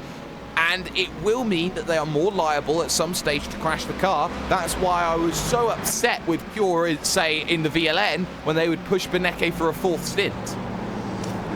Yeah, it's all about how comfortable you feel working those longer stints, as Kekkonen is out the pits now, 24.5 second pit stop. it's all about what they feel that they can do as a team and what they feel they can do individually as well. And it's also how strong they feel that the teammate is. And certainly as Delta iRacing team prototype are changing driver on pit road at the moment in your prototypes, but really it's all about they'll have tried this in practice, they'll have seen, you know, sort of how comfortable do you feel in the car, do you feel sort of that tiredness coming on, do you feel you could go in for a stint, and if the driver says yes and they're comfortable with that, then they'll keep the driver in because it's limiting the amount of times that they come into the pits. And Tommaso Carla, speaking of the pits, is on pit road. He is, and he was a little bit held up through Sunset Bend. He decided to make the dive there. We also noted Vendaval Sim Racing really struggled to get past Jim Racing GTR Centre. They had a bit of contact coming out of the hairpin, so Valentini and Kekkonen came together. There was no spins, there was nothing of that sort. There's also diving down onto the lane. You see Patrick Wolf, you see Carly Janssen. Janssen was the first man onto his box. Also down in is a certain Team Hoitzingveld. Christian Kiewit was behind the wheel of that one. The question becomes, where is Vendaval? The answer is rounding Sunset Bend. Where is Movano in comparison? Just leaving the box right now. They will get up onto the power. They will be on the outside through turn number 1. And has there been a substantial jump? In fact, the gap has increased, and there's 2 vehicles, Alvin, now in between the pair. Look further behind as well. Wolf still stays ahead of Janssen. And this kind of shows you the timing of the pit stops. Vendaval Sim Racing Blue, they came 1 lap early, and I think the traffic that they've had to battle, that has played a huge factor in this gap that they have to deal with right now. But on the other hand, Tommaso Carla also into heavy traffic, and I think this may help Santeri Kekkonen in the long run.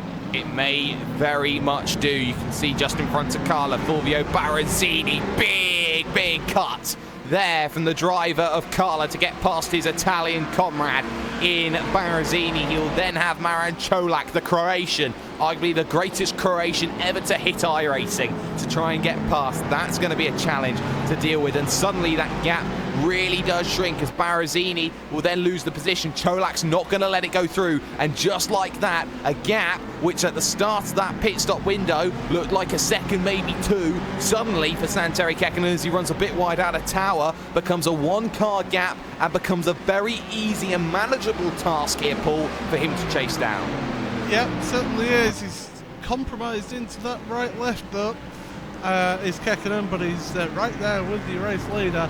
Certainly giving it an effort, giving it a go, trying to take advantage. Of course, no tyre warmers for these Daytona prototypes, so they've got to warm up the tyres out on this lap, and this is the ideal lap for him to try and catch that time up. But Tommaso Carla getting ahead of lap traffic, running a bit wide through Sunset Bend, but that doesn't matter too much because he can carry that speed all the way out of the exit down the pit straight. And that's certainly going to help him there, as we've got more cars coming onto pit road as well. Jim Racing GTR Centre are on pit road. You'll imagine Zach Speed, ACR Zach Speed will come to pit road this time by as well. So that would be the last of your Daytona prototypes to hit pit lane.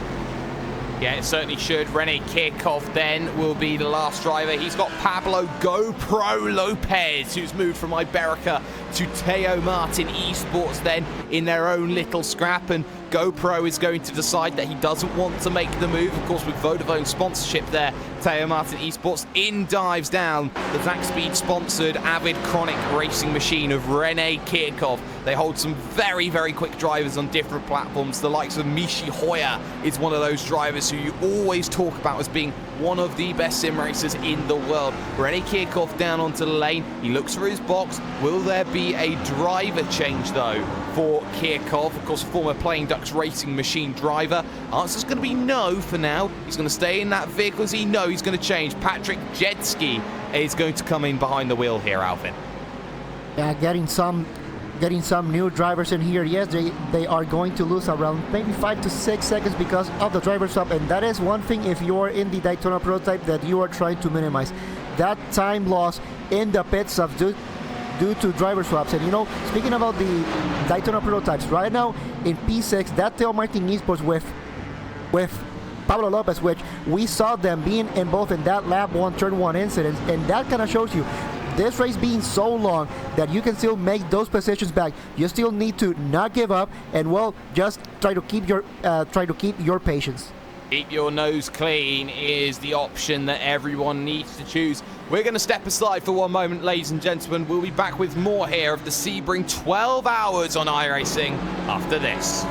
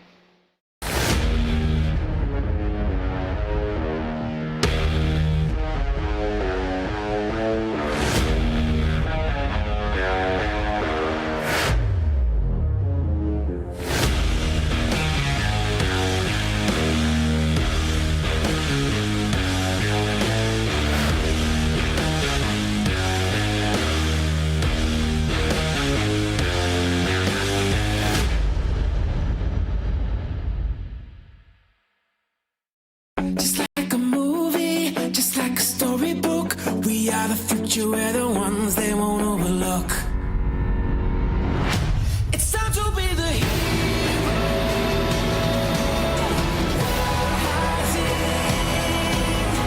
Like you've never seen. Like you've never seen. Looking for a hero. Shining. Just like in a dream. Just like in a dream.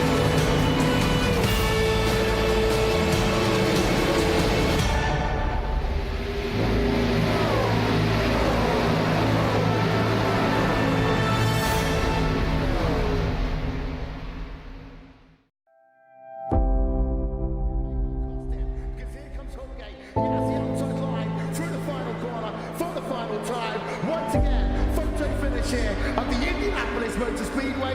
Will it be Tim Holgate? It's going to be Christopher DeMerit at the line.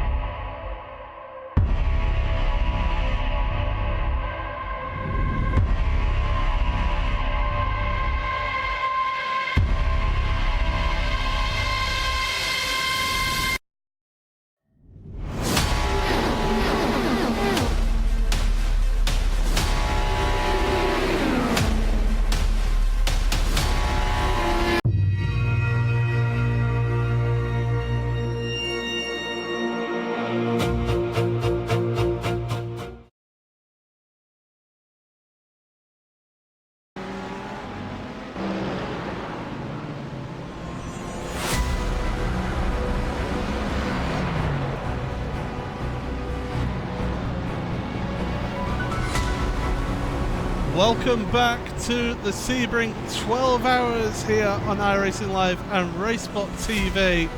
Thank you very much for joining us here. It has been a really interesting first couple of hours here. We're coming up to the hour mark in this one, and well, the battle for your race lead is certainly on here today. I'm Paul Smith, alongside me Alvin Nieves, and I'll hand you over to your lead commentator, Mr. Jake Sperry. Thank you, Paul. Hashtag do you mind? The observer of sim racing sees all and sees Vendaval Sim Racing back within 0.3 of a second. Traffic up in front is the University Isabella First machine, and Paul, you've seen something. And Eric Andre has been almost into a wall there around the back end of the circuit, and I'm trying to see if he's got any front end damage. Slight front end damage, but the thing with this Daytona prototype, you can change that front clip, so if it's not a meatball flag damage, then at least he'll be able to carry on to the pit stop and get that repaired then. And meatball damage is damage that is too much for the iRacing system to like. They say come down, you need to serve your damage. You are a danger to other drivers out on circuit. More stopping then for Thrustmaster Movano. They've got Michael Schottler they were trying to get through. They just about negotiate that as they head into Cunningham Corner, the next right-hander. It's been fantastic, Alvin. It's been back and forth between them all race long so far, and the rivalry only goes to continue. And let's not forget, this is both a Vendaval and a Thrustmaster Movano that are not fielding their strongest sides today. And that is one of the really interesting things in here today. Yes, we talk that usually on special events, some of the strongest drivers may not be in here today, trying to focus their efforts onto the more important races. Not that this is not important, but you know, for some drivers, as they go now here into the Ulmann straight now, Tommaso Carla going into the left, trying to block Santeri Kekkonen, but Santeri Kekkonen goes into the inside, going side by side here on the Ulmann straight. They may have some traffic ahead, but it's not gonna be a big deal now. So Santeri Kekkonen with kind of easy makes it into the lead, but Tommaso Carla taking a bit of a wider line. Let's see if he can get a run here into the start-finish straight. And the waiting game was there from Tommaso Carla. The gap was open for Kekkonen. Took it, and Carla knew that he was not going to be able to defend much longer. No point in defending that much longer. As such, they hold positions right now. Behind that, we've almost got side-by-side Carly Jansen looking for the move on Patrick Wolf, but is not finding the opportunity to make that happen. And well, it seems, Paul, at the moment that prototypes are looking very interesting. The gap between now what is P2 and P3 has now come down under 10 seconds. Yeah, 10-second gap between Pure Racing Team and Thrustmaster Movano. But these two, they've been battling away of Radicals and Pure Racing Team, and I think now Carl Jansen, he'd have hoped to have got the jump in that last pit stop, but unfortunately it's not worked out for him, so he's got to try and make the move on track here, and he needs to make that move sooner rather than later, because you do feel he's just got the slight edge there over Patrick Wolf. Look at him, he's all over the back of Wolf here, trying to make the moves, but for the time being, not able to get by for down into this hairpin. He's going to stick behind for the time being, but Carl Jansen does look a little bit of a quicker driver in that Radicals Online 6 sideways car. And whilst overall pace is one trait that I think everyone looks at, everyone says the stopwatch doesn't lie. If you're unable to make an overtake, Alvin, you know, it's so good having that pace, but if you have to keep conserving it, then how good is having overall pace? Well, for a race like this, you really have to balance being on pace versus being aggressive. And that is one of the beauties here on multi-class racing and on a race that is 12 hours like this one that we are in here today. You really have to be patient as we got this battle here for P number 3 trying to get some GT3 traffic. Patrick Wolf trying to go into the outside just before coming into Sunset, trying to go around that Team Hoisingville Mercedes, but it kind of looks like it's not going to be possible. Then Carly Jansen trying to get a really aggressive there just behind Patrick Wolf.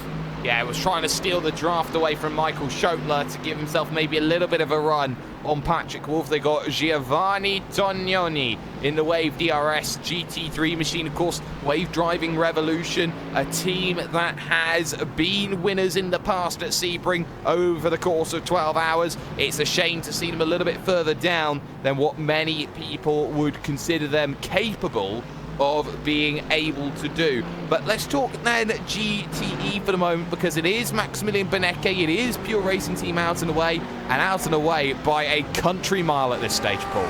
Yeah, certainly 17 seconds they've got a lead there, Maximilian Benecke over that SimRC.de Bavaria car, Giovanni Vecchio at the wheel of that one.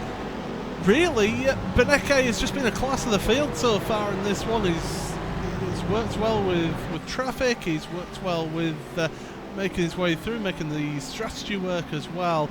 He just seems to be in tune with that Ferrari 488 GTE car.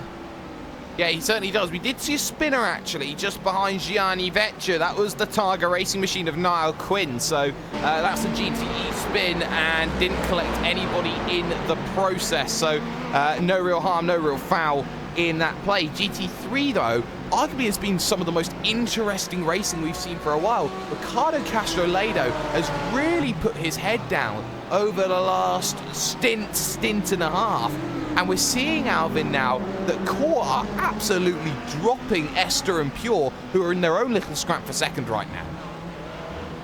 Yeah, it pretty much it looks right now right there that Corsim Racing doing what they need to do. The gap right now to P2 in Esta Racing with car number 3 right now almost 17 seconds. So right now Ricardo Castellero doing what he needs to do right now, trying to put that pressure, trying to keep on that pace, trying to open the gap as much as possible. And really interesting for the GT3 cars, we've seen for P1, P2, P3, P4, and maybe even all the way to P5, I'll say pretty much the whole GT3 field. We haven't seen any driver swaps yet on this class. So when they come into the pits, when are they going to swap the drivers, and who is coming into the perhaps that middle part of the race? Because that will be one of the big talking points in here as well. Once you are into the middle part, there's really not much racing going on, so it's pretty much trying to strategize to try to go to the end.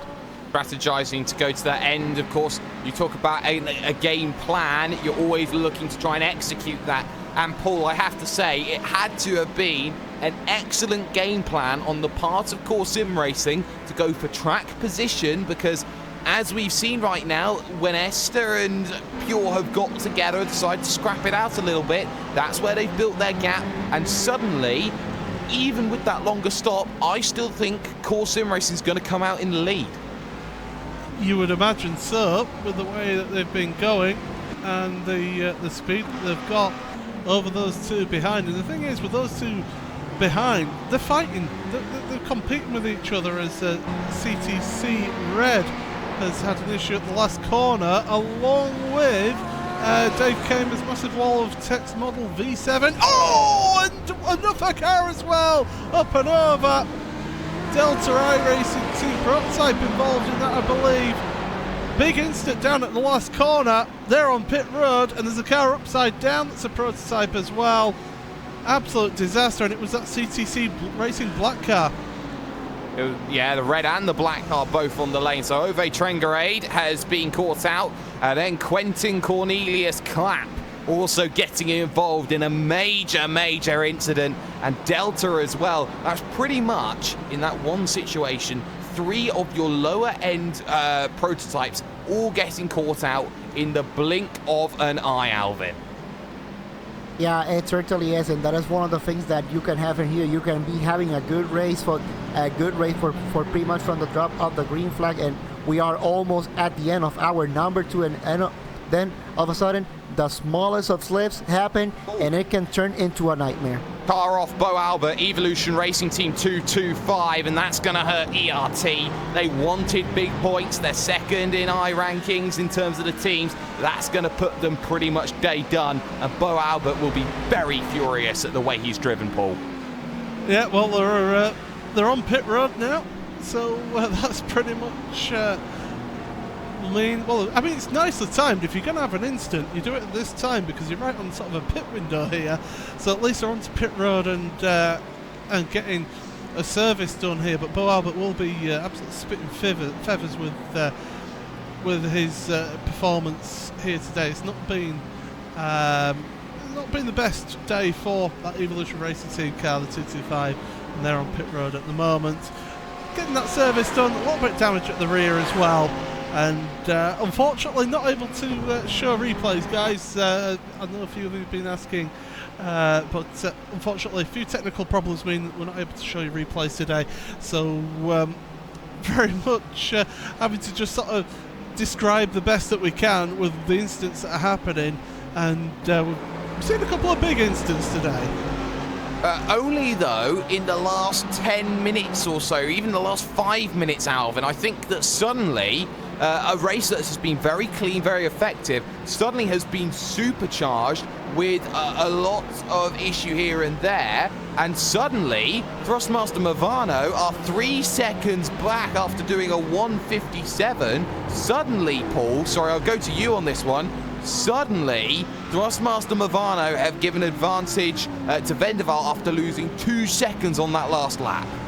Yeah, and we'll get it up on screen here just to show the differences in lap times there. So that last lap, 1.995 seconds, best part of 2 seconds there, slower than the Vendaval Sim Racing blue car.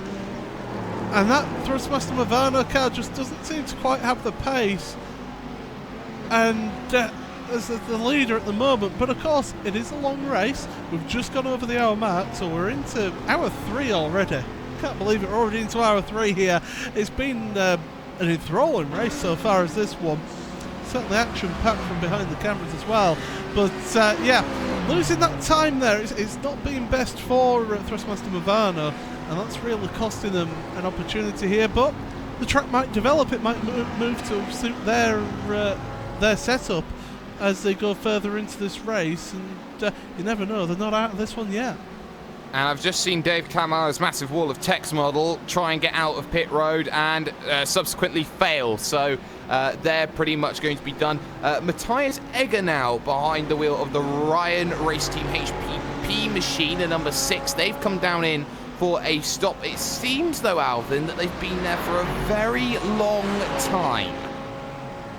It kind of seems indeed, but but we are into that portion for the end of our number 2, pretty much at the beginning of our number 3, that most of the GTE and perhaps even the GT3 cars will start coming into the pit. So now it's more of a question of when you come into the pits, will you be changing drivers here as well? And for the GT3 cars, because this is our number 2, so we know that some teams perhaps they have gone for 2 stints on the same tire. So are they going to triple stint or are they going to change tires? That's going to be a question. Gianni Vecchio is out on the lane. Scott Brazier is down on the lane. So it's now about who decides to make that best stop the way that they know that they have to in this situation. And I have to wonder right now for simrc.de as they get out and away what they need to be doing at this stage. Emanuele Petri behind the wheel of the Logical Vortex Sim Racing 12-hour effort,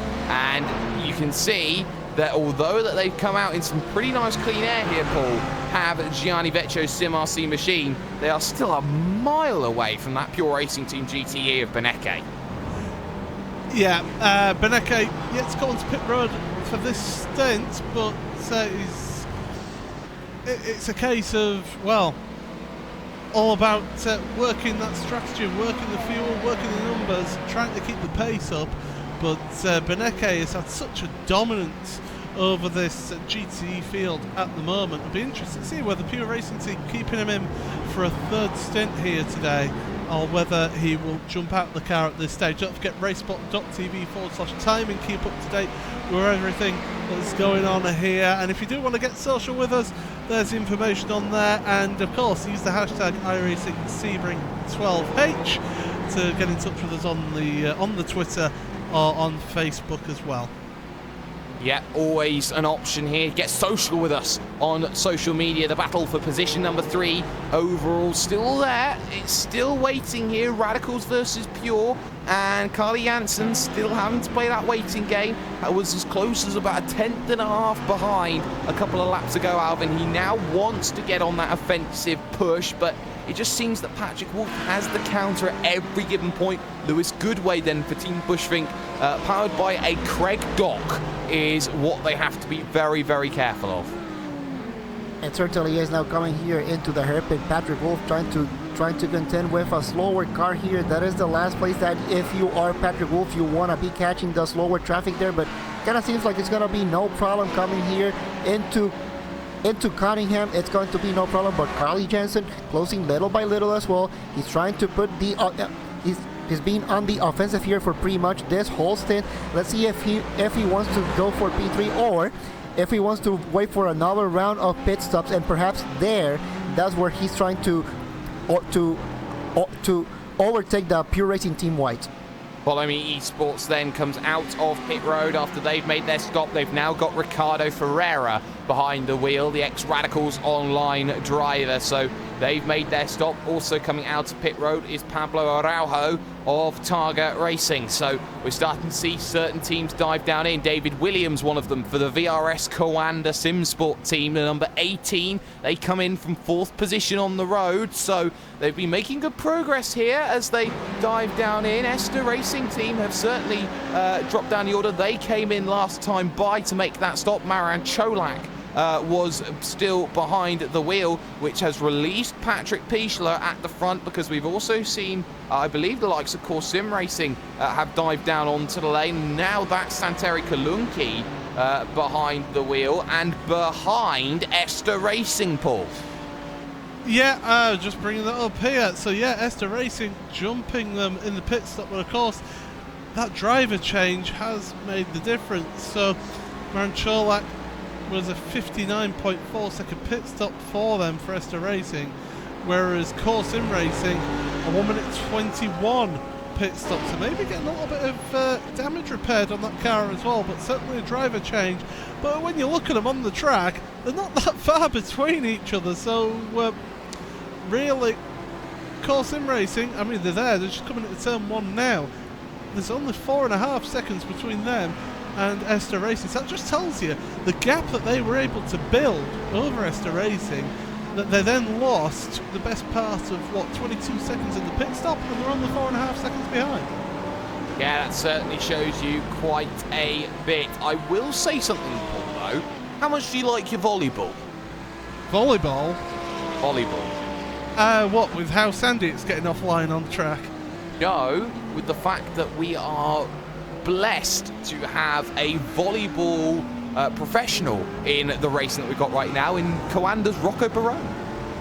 Oh yes, of course. I was thinking where you were going with this, because quite frankly no one wants to see me in just a pair of volleyball shorts. But Rocco Barone, he is in the car now. Changed driver, David Williams stepped out that car, so we're just in that pit stop phase. In fact, Hoysenfeld, Core Motorsport, Keiko Schubert onto pit road as well, and I've just nicely put a mental image in everybody's head now. Yeah, and that's something that people aren't going to get out then for the next 2 hours, or for the next hour or so that we are going to be live on air. But Pure Racing team have come in, they've come out, and they've got themselves a pretty substantial gap, I think, over SimRC is the right wording that we're going to say in this situation. It's also worth talking about PRT Red and where they are looking to come out then in comparison to some of their rivals, and with them not making that stop so far, Alvin, I think Pure Racing Team Red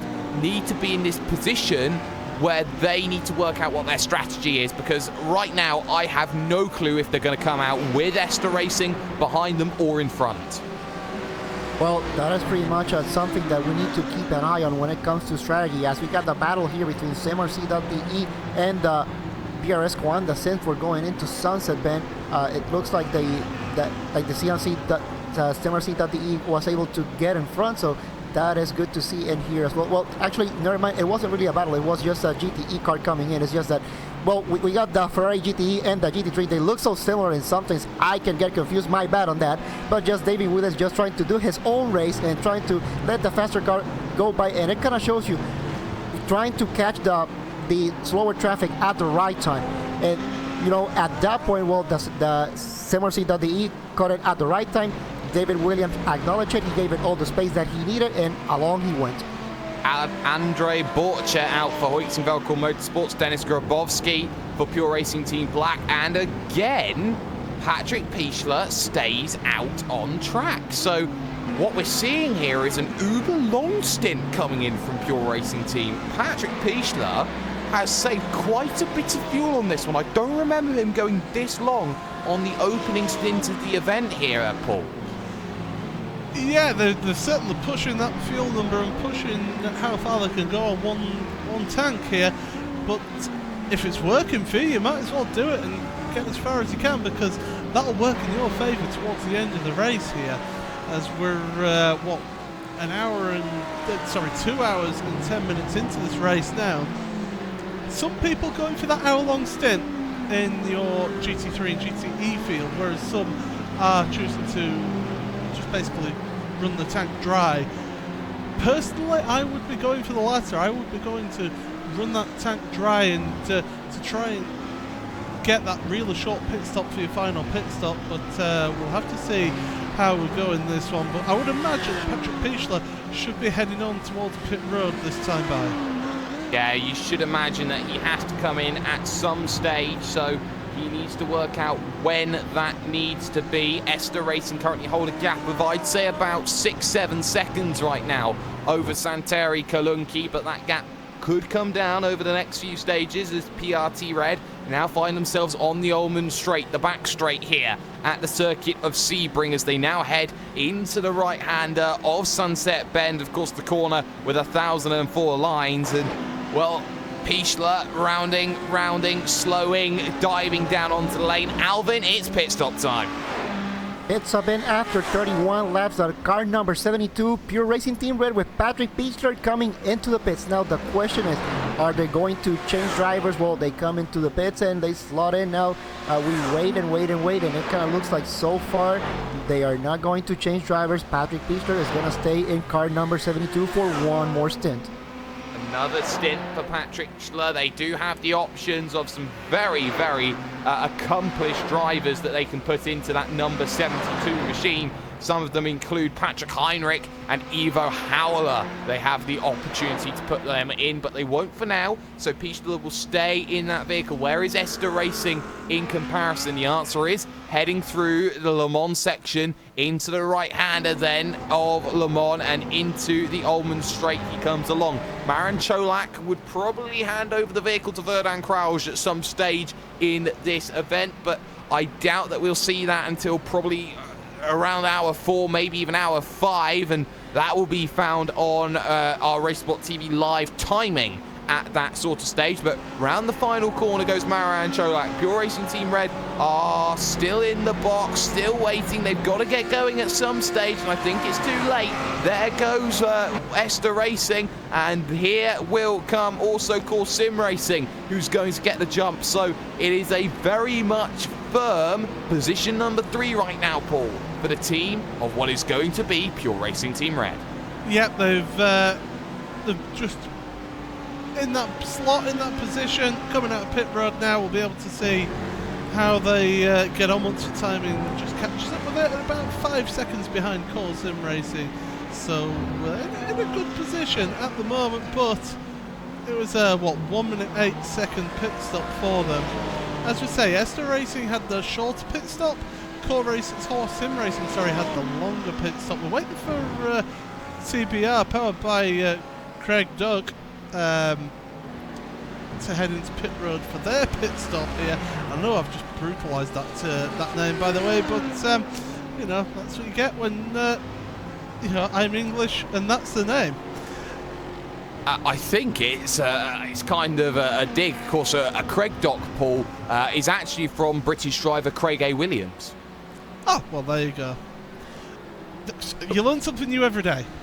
You certainly do. A Craig Dock is probably the most used document apart from the VRS document. So when you have yourself a Craig A. Williams document, you know that your setup is pretty good. As Lewis Goodway rounds the final corner, looks to dive down onto the lane, and he will be playing the waiting game as he waits for a pit stop. But at the front of the field, that gap is now starting to open through the traffic here. Tommaso Carla's had that gap open again from Santeri Kekkonen. It's now 3.5 seconds, Alvin, and Vendaval are now going to get themselves heads down because they have a little bit of clear traffic before they head to SRT Sport Green and the like.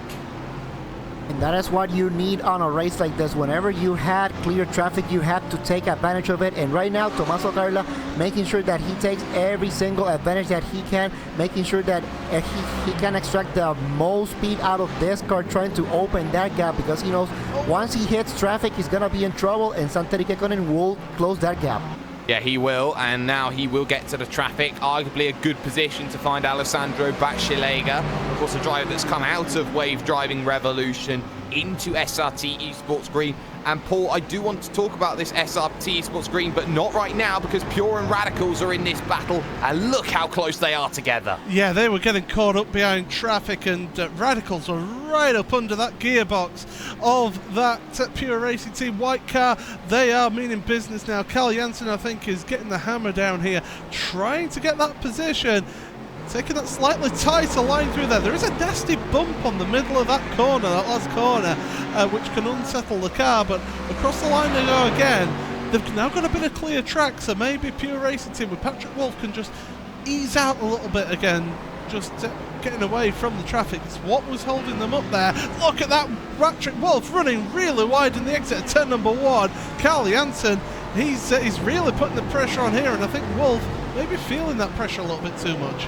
And every single little mistake, even if he doesn't get the position, is more and more information that can be used by Carly Janssen to pick apart the mind, the body, and the soul of Patrick Wolf. Run here to the right-hander of the hairpin, and you're seeing, Alvin, that actually Carly Janssen is slightly backing out of these moves. He doesn't want to get onto the aggressive factor. He doesn't want to be pushing through and trying to get positions in a certain sort of way.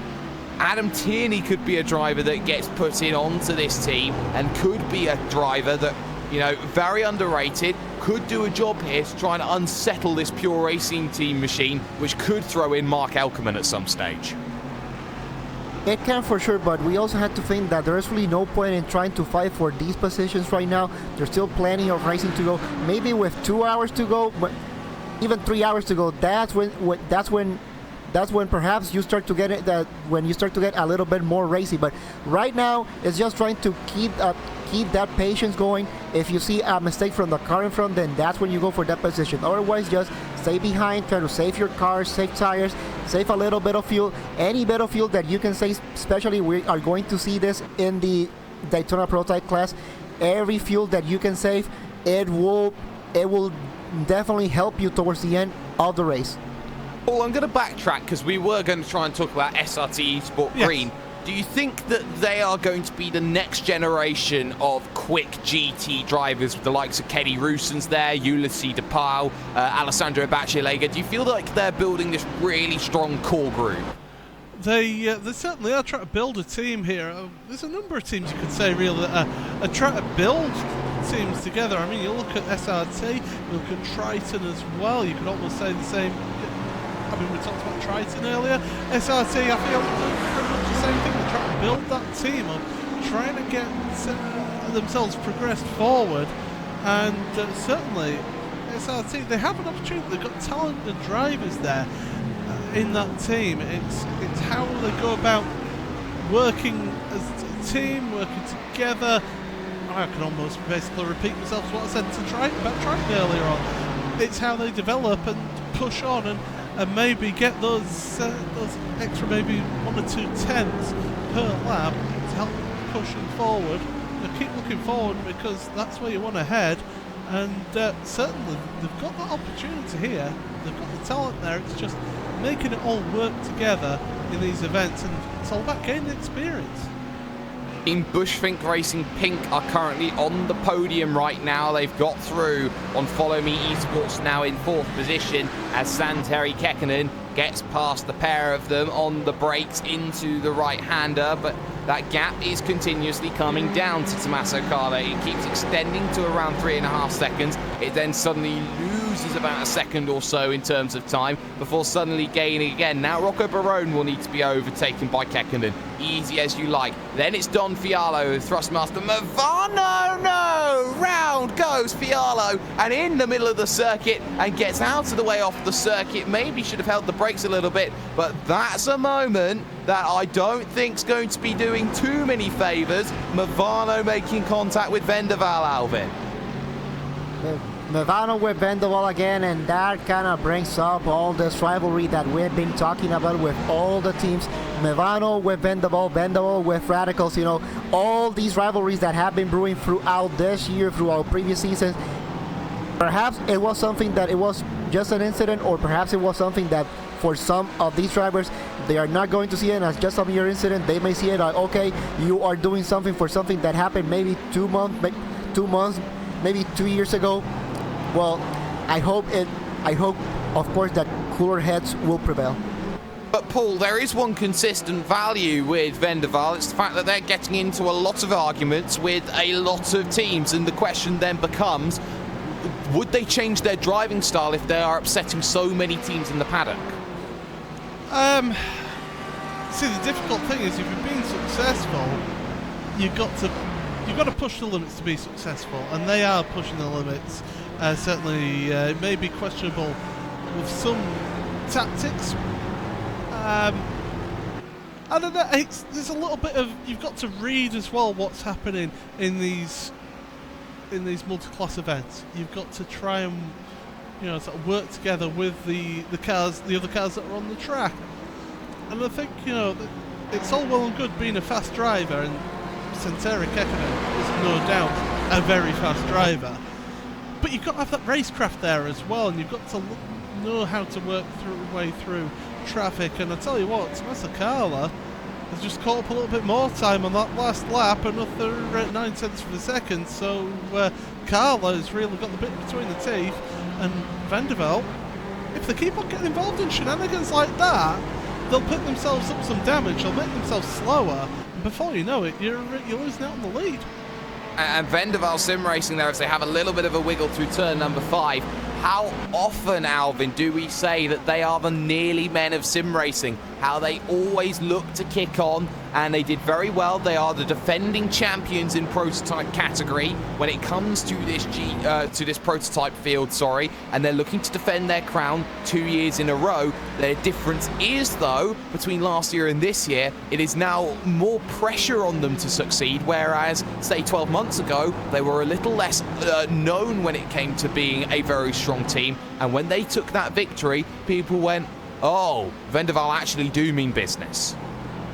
It certainly is, and you know, it kind of takes a little bit of time to kind of build your team, to kind of build your reputation, and for now, Vendaval Sim Racing, they have been doing a good job. Yes, sometimes, at times, they have been involved in incidents, but like Paul says, sometimes you gotta push the limits to find where the actual limits are, and sometimes where you think the limit is, well, that is not the limit. You can go a little bit further, and yes, at the end of the day, they are humans, and I'm pretty sure they will learn from their mistakes. Yeah, well, that's going to be something that only time can really procure, and only time can really say that can change the destiny that they have.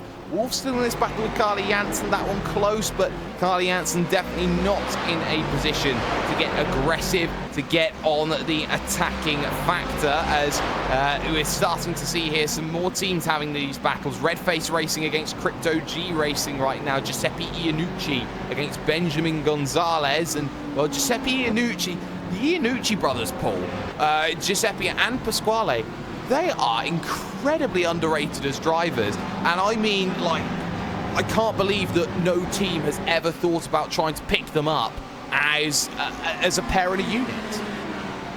I mean, the thing with brothers is you have this sort of connection. You know, you grew up together, you're used to being around each other, you know how each other works, and they seem to put that forward in a positive light. They really seem to progress forward in their driving, in their racing here. Those Iannucci brothers, you know, if you sign them both up to a team, you know, you could really build something. You've got, like I say, for these sorts of events where you're only going to have 2, maybe 3 drivers taking part in this event, you've got a team there, you know, already, you know, so you can just build on that. work with them, look at how you can improve them, and all of a sudden, you're progressing forward as a bigger unit, and you've got some stronger drivers on your team, on your books. So yeah, I'll tell you what, they're doing a good job for Crypto G Racing at the moment. They're battling away with Redface Racing, and they're giving it a good old go here. They are giving it a good old go, and I will say that they are some of the best versatile drivers that you see out there. They're very good in a Mustang, as far as I know, the Iannucci's can be, and they're also very accomplished when it comes to a Mazda MX-5, so that's always something just to keep in mind when it comes to racing like this. Back to the GT3 battle for the lead, though. Santeri Kalunki is being reeled in. In fact, I think it's pretty much abstained here at this stage. It's not really a reel in. It's pretty much stayed exactly the same sort of gap, Alvin, between Pichler and Kalunki right now. And Kalunki knows what's needed, but get this on the last lap. Half a second quicker, Maran Cholak. Half a second quicker, but I think it's pretty much the fact that all of the drivers have to deal with traffic right now, and sometimes as a slower class, it is best to not go to your regular braking markers and perhaps lift a little bit early and let the faster cars go by. So perhaps that is what is happening right now to car number 3, trying to let that slower traffic that faster cars go by without him being involved in an incident. And yes, this kind of goes back and forth. The same will happen to Santeri Kalunki. He will have to lift just a little bit early to let the faster cars go by as the Thrustmaster Movano goes by as well. So this will be pretty much going back and forth. But as the race goes on, perhaps Santeri Kalunki will pick up the pace, and he will definitely be able to catch to car number 3. Yeah, he definitely has that opportunity to make something happen, as I had a look at Carly Jansen as he pushed Ricardo Ferreira off the circuit at Tower Corner. And I have to say, in that incident, Paul, I know you probably haven't caught that, but no. Carly Jansen was desperately trying to hang on to Patrick Wolff, couldn't afford to get that gap up to a second. And I think Ricardo Ferreira would feel very aggrieved there, although it is understandable why that would happen. Your leader is onto pit road, by the way. Yeah, Carly Jansen's just dropped back a little bit these last few laps, and that's dropped him back to about 1.2 seconds now, so he's going to be pushing hard. We're into that pit stop phase now with your Daytona prototypes and your leader on pit road at the moment. How much further does Carlo go? Because again, he only went 1 lap longer on that last pit stop. You wouldn't imagine him to go 2 laps longer on that last pit stop. But really, if he only comes in at the end of this pit stop, at the end of this lap, should I say, then Tommaso Carlo, you would think, is not quite getting the same fuel economy as he was on that first stint. But we'll have to wait and see about that one. But Kekkonen out of pit road already. Round into turn number 1, and he's down in 4th place at the moment, but of course he's the first of the front runners to make their latest pit stop. Yeah, just got in front of Justin Hopp in the Team Hoiksingveld 78 machine, which is currently on an island on its own in position number 5 out on circuit. So the question becomes, as Tommaso Carlo gets a heavy hold up, 1 Gianni Vecchio, 1 Maran Cholak, as both of them are all up their leading category drivers, first, second and first, or first, second and second, shall we say. Tommaso Carlo becomes the big loser in all of that, as Maran Cholak, as we have stated before, does the right thing, holds his line, runs his own race. It's your job to get past me, but that will not help Tommaso Carlo, who wanted a clean lap to really go and attack Vendaval Sim Racing, and I don't think they're going to have that available. Do they dive down onto the lane after Sunset Bend this time by? The answer is no. They want another lap, Alvin. And they have been consistently going for 26 laps in the last couple of stints, so definitely Tommaso Carlo in that 333 car, they definitely have the fuel mileage game down to, so they are going to go 1 more lap here, trying to deal with traffic in here. Yes, they are trying to go through slower traffic, and like we say, it is the responsibility of as they go off track, that shows you how hard they are pushing on this stint to try to get in front of car number 24. Well, you could see he was pushing hard. He was down on the inside track there, Paul, and he just couldn't get that vehicle turned in. He maybe needed to give himself maybe another half a car length to give himself that opportunity. Yes, he's pushing, but now, you know, you get to that stage where if you're going to push hard here, you've been stuck behind two very quick drivers in different categories. You've been held up. Is this the red mist starting to descend here for Tommaso Cala? He was on the dirty line as well. He was kicking up all the dust, so he was really struggling to get that car stopped, and it showed there. And it would also show he had to just serve a little bit of a slowdown penalty, of course, because he cuts across the grass there on the inside of the corner. So not the best lap, and if this is his in lap, it's an absolute disaster for him. And this one, his compatriot in the 24 car is only about 40 and a half seconds behind. And we're looking at pit stop being about 47, 48 seconds from cone to cone on the pit lane. Not to mention coming onto pit road and coming off of it. Tommaso Cala coming down that back straight now. Will we see him dive into the pit lane? I would imagine this time by, yes he will. Well, that's just what we imagine, but sometimes the mind can be a very curious thing. As Tommaso Cala rounds the final corner, looks to dive onto the lane. So it is a poor in lap, and it's an uncharacteristically poor in lap from the Thrustmaster Movano DP Black Machine, the 333. And I will say something, all the teams with threes in have been doing very well. Esther Racing Team number 3 is up there winning. Corsim Racing 33 in second in class. And then you got the 333 of Thrustmaster Movano currently leading category. Big heavy brakes onto the lane, just about gets slowed down. And let's get some racing royalty out. Jose Maria Lopez, Paul. Yeah, he's jumping in the car now. This is what we want to see now. Jose Maria Lopez, what can he do with that car?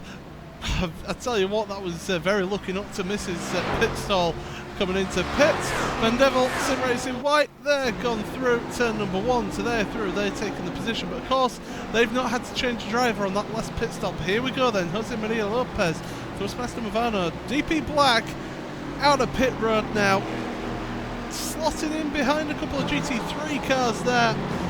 But the crucial thing was there was nobody alongside, so he didn't have to compromise himself on pit exit, and he can focus now on moving forward, about 11.5 seconds behind your race leader now. But of course the pit stop was 31 seconds compared to 24.3. 7 seconds difference in the stop, that's what it is. The same could be said in the battle for position number 3. It's now Mark Elkerman behind the wheel of the Pure Racing Team White Machine. Crucially enough though, there is a gap over to the driver Carly Janssen, who has remained in the vehicle and now gets his 7-second margin. And look at the amount of traffic now that Elkerman has to go through in comparison to what the driver Carly Janssen has had to go through, Alvin. It definitely is, and it kind of shows you well. But the good thing is that with the fresh drivers, yes, you will be caught into traffic, but you don't have that race fatigue that the previous drivers have been having so far, trying to deal with traffic and the racer and everything. So you are the fresh driver, so being put on the traffic, yeah, it may not be the best of the situations for sure, but you are fresh, so you still have the mind fresh, so you know how to pick your battles here and there. Yes, sometimes you come with a lot of energy and it can be drained quickly, but that is part of multi-class racing for sure. It certainly is a part of multi-class racing, as we're just waiting on the Jim Racing Team to make that stop, as they have Mikko Melkala behind the wheel right now, and they are traditionally going for the long stop, as Jim have a tendency to do. And Paul, I think Mikko Melkala maybe has sat on his laurels a little bit after what was a very successful last season. What does Mikko Melkala need to do to find the sort of pace that he was showing maybe 12 months ago? Just look at what he was doing 12 months ago. Look at maybe if he's had any changes. Maybe it's different equipment, different process going into races as he comes onto pit road now. You just got to analyse yourself. You've got to look at yourself and say, right, what am I doing that's maybe not getting me the consistency? It could purely just be a simple thing that other people have progressed at a faster rate than yourself.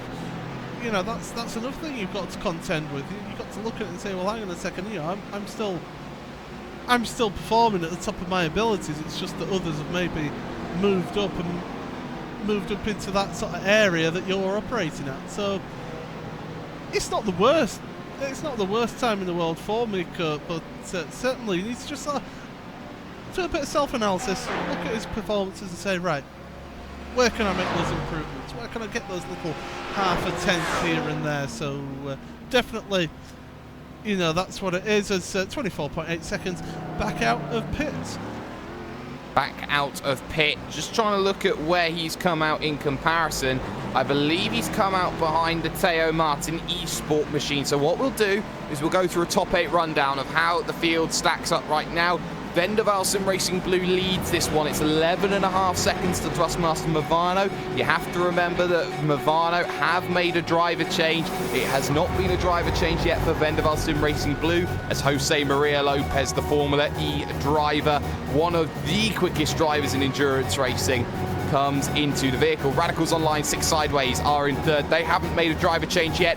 Your Racing Team White have Mark Elkerman now behind the wheel. It's Team Hoisingveld up in position number 5. Justin Hopper, a driver that we haven't really heard too much of when it's come to sim racing, has just sat and played a very calm game, keeping themselves out of trouble. Teo Martin Esports, GoPro Lopez, Pablo Lopez is there, arguably one of the most exciting and most well-known sim racers on the planet, having a fantastic run of things in 6th position. 7th right now is being occupied by the Jim Racing GTR Centre, Miko Melkala there, and rounding out 8 at this stage is Thrustmaster Movano DP Red, Philip Bauer behind the wheel. Paul, you're standing by with GTE. Yeah, absolutely. It's Pure Racing Team that are leading this one. Maximilian Benecke has been in the car since the start, and he's got an 18.5 second lead over SimRC.de Bavaria. Gianni Vecchio, again another car driver that's been in from the start, in second place. Third place, Team Bushwick Racing Pink, Scott Brazier doing a good job there. And fourth place for the GTEs is Follow Me Esports, Ricardo Ferreira behind the wheel down in fourth. Fifth place then for Logical Vortex Sim Racing 12-hour GTE, Manuel Petri there. And in sixth place, Inertia Blackstar, that combined effort there between the two of them. Sixth place, not going too bad so far. Seventh for Team Hoisingveld, Maximilian Fritz in that car, and Crypto G Racing, because Giuseppe Iannucci round out the top 8 in your GTE field. And now with the GT3 field, it's Alvin. Actually, yes, and now after almost more than 2.5 hours, we have the car number 3 Esta Racing Team pretty much from pole position. They have been involved in some battles, but so far been able to keep the lead, but it's only 6.2 seconds from number 33 Corsim Racing, driven right now by Santeri Kalunki, and P number 3, the Pure Racing Team red of Patrick Pischer. These three have been swapping that lead back and forth, so it's gonna be interesting how this goes towards the end of the race. Now coming here into P4, we got the VRS Coanda Sinsport, the number 18, being driven by Rocco Barone. He's been, you know, a bit of a quiet race here by VRS Coanda, but doing good so far. Car number 1 in Hoisingveld Core Motorsports, and P number 5 with Andre Bocher. P number 6, the Pure Racing Team back with Denny Trabowski, and P7 and P8, a really interesting battle right now between the Simicube NX Racing Red and the SRT Esports Green. And SRT Esports Green have actually just got through on this lap. Alessandro Bacilega is through on the driver of, was just behind, the driver of what is Jack Sedgwick. So Sedgwick now the man under pressure. As you look at Bacilega, you talk about the Italians in sim racing. You know, they don't often make the biggest presence here, Paul. I think it's very common to say that, but the drivers that they do pull in, you know, you talk about Fulvio Barazzini, you talk about the likes of Bacilega, you talk even about the likes of the Marco Sidiaconos and the like. You know, they have some really talented drivers. How often do we see David Greco pop up for Rage Driving Revolution? Round goes Sedgwick. He holds it together. No, he doesn't. He's going to hit the fence, and that is Inex. Simu Cube is done. I tell you what, that is an absolute nightmare. It's certainly not what he wanted. He's feeling the steering. He's just swinging it back and forth, seeing how that car feels. And he is struggling for the time being. He does not feel comfortable in that car. He's going to hope there's not too much damage there. If there's not too much damage there, he can keep it out on track. But it was big drama there, and it was a car that they were lapping there. But was it Phoenix Motorsports that they were trying to lap there with that one, the black car? That's yeah, it was the number 20 car, Phoenix Motorsports. So really big drama for Sedgwick. Maybe not just try to crowd out that car a little bit too much as they're heading into the final corner now. Interested to see whether Sedgwick dives onto pit lane or whether he stays out for another lap. He's going to stay out for another lap here. It seems that the damage should be okay. And Rupe Turkala, Alvin, you know, you have been a part of teams like Phoenix. You know, Rupe Turkala isn't a stranger when it comes to getting caught up in an incident from now and then. Oh, you know, sometimes things happen, and for a driver like Robert Torquila, yeah, definitely he can be really patient, but you know, sometimes when you are involved in your own battles, you kind of focus on what's happening just ahead of you, and sometimes you forget what's on your sides, what's right behind you. And well, you know, sometimes a little bit of miscommunication happens, and well, you know, kind of unfortunate right now for Jack Said, but fortunately, it kind of seems like he can keep the car driving at a decent pace. So now it's just a matter of trying to cool down, making sure that you get your laps down, and once you come into the pit, perhaps assist the damage. I'm pretty sure that they will be able to continue this race. I do have to say, the battle 4th, 5th and 6th in GT3 Paul is actually a lot closer than people will give it credit for. Dennis Grabowski is in the wheelhouse of trying to find Andre Borcher about 6-7 seconds, and Andre Borcher is in the wheelhouse of finding Rocco Barone. So you're looking at these teams, and these are not teams that are any slouches at all. You talk about these teams in the first series of VRS iRacing GT that were up there fighting for the title. You talk Coanda, you talk Hoisingveld, you talk Pure. These are the teams that are there and are normally fighting for the big money prizes. They're fighting for the biggest races in iRacing, and they are up there having this fantastic event. And right now, Andre Borcher, he's got to think, well, am I in defensive mode now from Dennis Grabowski, or am I in offensive mode attacking Rocco Barone? It's a funny one with Hoising.com Motorsports, because again, they were coming through around the similar sort of time as Pure Racing Team. We thought those two were going to be the ones to really push on and to really be the ones to challenge those big teams of Redline and VRS 26 Sport, you know, all those well-established teams. But Hoising.com Motorsport, they've just seemed to have gone off the ball just a little bit in recent times, and you know, the first round of the VRS iRacing GT World Championship race certainly wasn't a good start for them. It wasn't a good start for a few teams. But this now, 5th place in this GT3 field, I think this is all about getting them seat time in that car, getting to learn that Mercedes a bit more, see how it feels. Of course, we have had a balance of performance change slightly for that Mercedes in this last week. And they'll be hoping that that's going to bring them more into the battle as the World Championship Series goes on this year. But right now, it's a solid position for Hoising.com Motorsports, and they'll be looking to try and just progress forward and to challenge VRS and SimSport, because they're not that far ahead. Alvin. And we also had to remember that the next race for the VRS GT Series will take place here at Sebring. It's going to be 3 hours. And for many of these teams like Hoisingveld Core Motorsports, the teams like Inex, teams like VRS Coanda, they are getting as much information as possible on these cars with the new balance of performance and with the latest update. So any track time that they can get on these cars, on this setting, on this build, it will be very valuable come 2 weeks' time. So, Paul, when you get down to that, we know that Coanda did not want to run a vehicle at the 12 hours of Bathurst, mainly because they knew that the 6 hours was coming up. They didn't want to risk putting in someone like Mitchell de Jong showing their hand. Again, you're not going to see a driver like Mitchell de Jong come out, show their hand. They're going to try and use different drivers like Rocco Barone, who is very sparsely used by Coanda, someone like even Joni Takanen. Oh, we've just seen an instant Triton and Simicube in X Racing. It's Jack Sedgwick involved again. So not content with having one instant, he's had another instant there, this time at the last corner there. Triton were trying to go around the outside and they've just ended up getting turned around. Luckily, not into a wall, and Triton are able to carry on. But Jake Sturgios has been able to get past, so one NX car helping out the other one. Yeah, very much so in that case, and you have to feel for Triton. I don't think Victor Smolajic deserved that to go his way. I think he knew that, you know, maybe there should have been a little bit more communication on the radio. Okay, this is Jack Sedgwick. He has been involved in an incident earlier on. I think it's sometimes things like that, Paul, from a spotter, that I think sometimes more information needs to be given to the drivers on the ground so that they can make better decisions.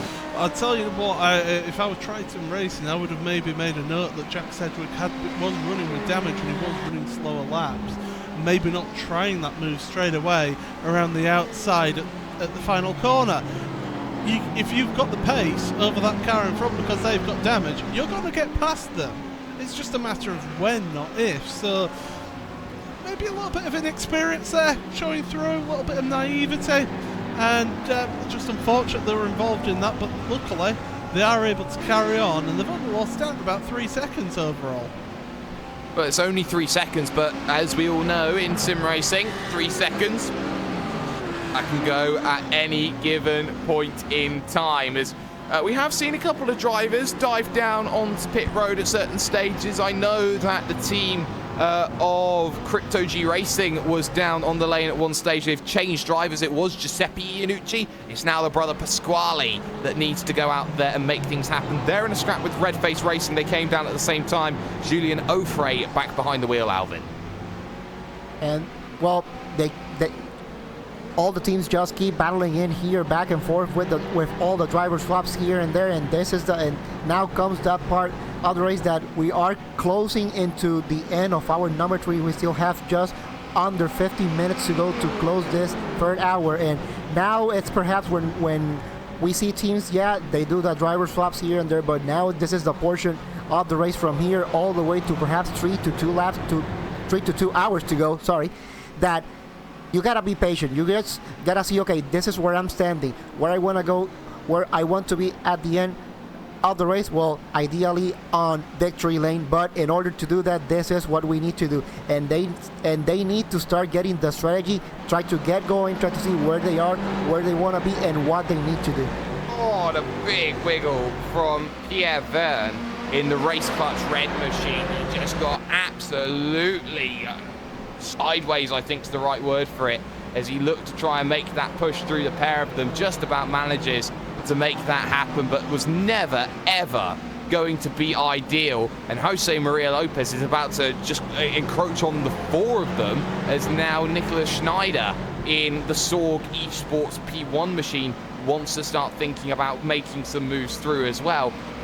I think we're starting to see here, Paul, drivers are making mistakes, making more mistakes than what you'd normally get to see. I think now, if you're someone like Jose Maria Lopez chasing down the leaders, you have to go so cautious against this traffic because you don't know what they are going to do at any time.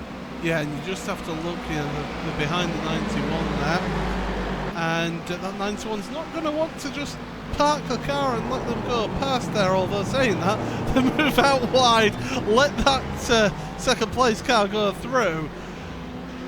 Jose Maria Lopez, looking at his gap there, 13 seconds between him and the race leader.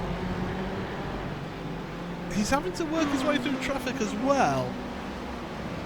It's all about how you manage that traffic, and we kept on saying about how Thrustmaster Mavan are able to work that traffic better as he dives down the inside of that Ferrari of Crypto G Racing. And, well, interesting to see how the laps compare this time around, because of Endeavour Sim Racing Blue, they're just going to come round the start and finish straight now. Across the timing line, they just complete a lap now, 55.385. Interesting to see what Thrustmaster Movano do here for a lap time. They're going to come across the timing line now, and it is a 1:55.76.7. So just a few tenths slower, but they did have to work their way through quite a chunk of traffic there. I have to agree with that. Jose Maria Lopez, even with the traffic, that's still a very impressive lap time. able to pull that out of the bag, stem the bleeding a little bit, but still it's bleeding a little bit more. Bushink Racing Pink dropping down the order a little bit. They're now behind Follow Me Esports. Ricardo Ferreira's got through, and suddenly Follow Me seem to have a bit of spark and bite back in their machine right now, Alvin. They've been going backwards, and being lucky with vehicles running into issues. They're now starting to push on forward. I don't think they're going to get close to Bavaria anytime soon. They're about half a lap down the road. I don't see them even getting as close to Pure Racing Team, but Follow Me Esports suddenly look racy again. And that is one of the beauties here of this race, that you really have to be patient. Yes, just because you had a bad start, just because you had a bad qualifying, that really doesn't mean anything. That's pretty much for setting the grid. Once the green flag drops, that's when you see the real pace. That's when you see the drivers, the teams that can keep their cars clean. And for now, Follow Me Esports, they have been doing what they need to do. Right now running in P3, I think they can still do a good job in here, and who knows, maybe towards the end of the race, maybe even battling for the class win. Well, the battle is there. They know what they need to do. They know that they have to keep on pushing on forward. There are no other alternatives when you get right down to it. And I think that what we've been seeing here as we are heading towards the end of the opening 3 hours, Paul, is that we've seen a race that has been very clean. And whilst there has been a couple of blips in terms of that clean driving standard, I still think that we've seen a lot of driving, which I think a lot of teams can be proud of. And I think that a lot of teams are put in a really nice position to set up attacks for the second third of this event.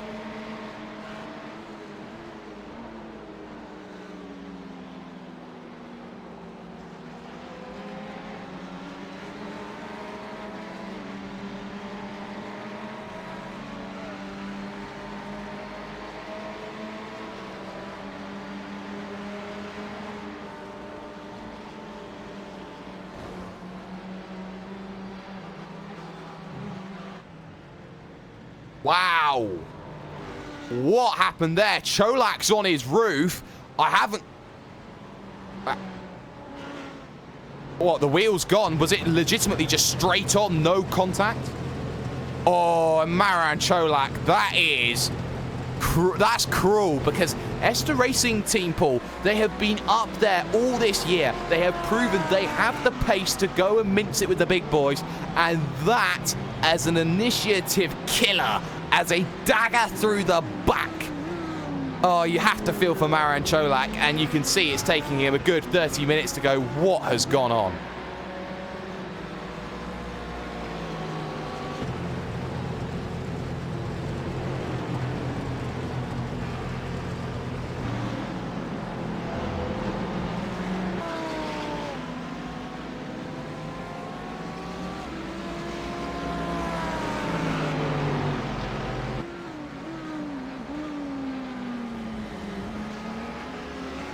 Oh, and well, you know, it hurts. It has to hurt if you're a driver working so hard to get yourself up there, keep yourself moving forward.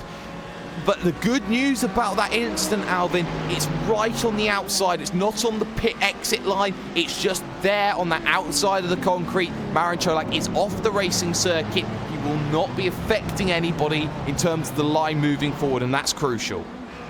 That is definitely one good thing out of this, that he is outside of the racing line. Yes, he is out on the pit exit line, but I know that we are still a little bit far off from the VLN. But I think it's I think what happened to Maran Cholak was really unfortunate. But I think Jake and Paul, we need to warm up this line. Yes, it was like that time when Mankind got thrown off the top of hill in a hill by the Undertaker.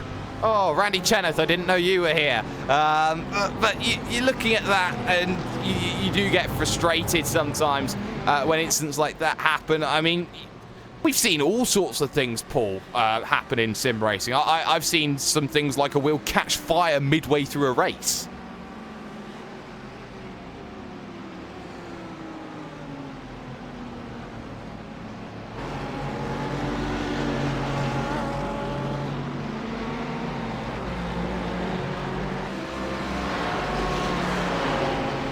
Allmeyer. That was something. In that situation, though, there was that 2-minute gap was there, as Maran Cholak is now finally off the circuit. I still think, though, that, you know, hardware failures, you know, you can't predict them. They happen. And, you know, what more can you say except, you know, hard luck? Go get a new wheel or something like that. Dennis Grabowski versus Andre Butcher, though. Pure versus Core. And how often in German sim racing, Alvin, have we seen Pure versus Core? Well, if we go all the way back to when we began broadcasting PLN, that's been pretty much one of the big battles that we have seen from Core versus Pure, and this is a battle that will not go away anytime soon. And these two big GT teams that, you know, they go for it. They want to see who is the best. And well, for now, yeah, Pure Racing Team, it is ahead, but Core Motorsports, they are not so far behind, and they want to go ahead. They do want to go ahead, they do want to push, and they do need to start thinking about this one, because this is full position number 4, and suddenly Coanda, playing the quiet race, are on the podium with Rocco Barone. But the question then becomes, it's a straight up dogfight between Core and Pure, but Hoiksingveld Core Motorsports right now, if they want position number 4, they've got to go out there and work for it, because Alessandro Bachelega is not too far down the road here, Paul. And there's not too much difference in terms of the times either. Yeah, certainly. I'll tell you what, this race has just certainly woken us up a little bit there with that one instant. But there's a few teams now. You've seen these gaps growing here today. But you've also seen a few battles sort of coming together as well. That GT3 battle's going on. You've got a battle in your GTE. With Crypto and Redface, but that battle for 4th place in your GT3, that's a really interesting one. And as we were saying, SRT, they're moving closer, they're trying their best to get with these two in front, and Pure and Hoiksingveld Core Motorsports, they're not holding each other up there. So yeah, it's at the moment they've got about a second gap between them, so they're able to just calm down and run their own races here. Alvin, you know how sometimes we like to joke about how sim racing drivers listen to what we say in the booth whilst they're driving? Yeah, it is, you know, yeah. I think Miko Melkler's starting to get the message here. He's brought the gap down under 3 seconds between him and Teo Martin Esports, and suddenly Pablo GoPro Lopez is not safe for position 6. Yeah, it certainly is, and now for this portion of the race, Miko Melkler trying to close the gap right there on Pablo Lopez, but I think if they end up closing the gap, we may see perhaps Pablo Lopez just going ahead at the team that there is no point in trying to fight for that position right now. Or, you know what, who knows? Maybe he'll say, you know what, I don't care, I'm going to fight anytime I can. Well, he will have that opportunity to close that down as they are heading towards the mid to late part of their stint, as we head to what we like to call the twilight zone when it comes to this broadcast. So, Paul, something you can take away from this broadcast, or something you can take away from the opening 3 hours of the event? What we could take away from the opening 3 hours of the event is anything can happen here, and that's certainly what has happened. One thing that is certain is that Vendevil Sim Racing Blue do have the pace out of the Daytona prototypes, but at the moment, you know, Thrustmaster Movano, they're not out of this one yet. They did lap that last lap faster, so they're fighting on. Traffic is getting involved as well, so interested to see how that one goes. And your GTEs as well, Pure Racing Team, Maximilian Benecke, when he jumps out the car, it'll be how they perform when he's out that car. That's certainly going to be the interesting part of the race for them.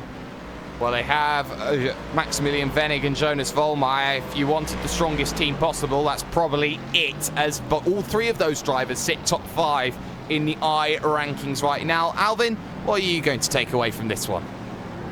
Well, pretty much this has been a race of trying to survive and a little bit of patience. Yes, the attrition rate has been really low, but on the other hand, just because you are on the lead doesn't mean you are safe at all. We saw what happened to Marin Kolak in the Esta Racing Team, unfortunately really for them, so it's just a matter for all the remaining teams trying to push as hard as you can, because you never know when the next calamity will strike.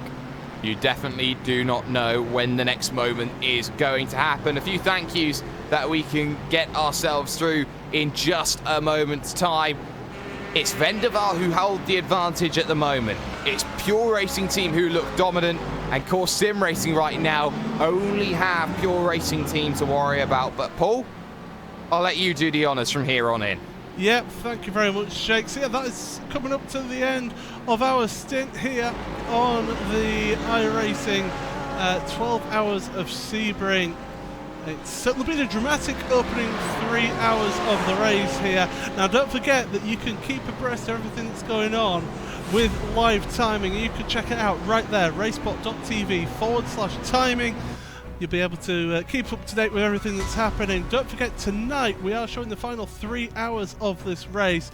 So from 10:30 GMT, you'll be able to catch the end of this enthralling event here. But a few thank yous, as Jake said, to get through in this one. Just first of all, thank you to Jake Sperry, to myself, and to Alvin Nieves in the commentary booth and the cameras.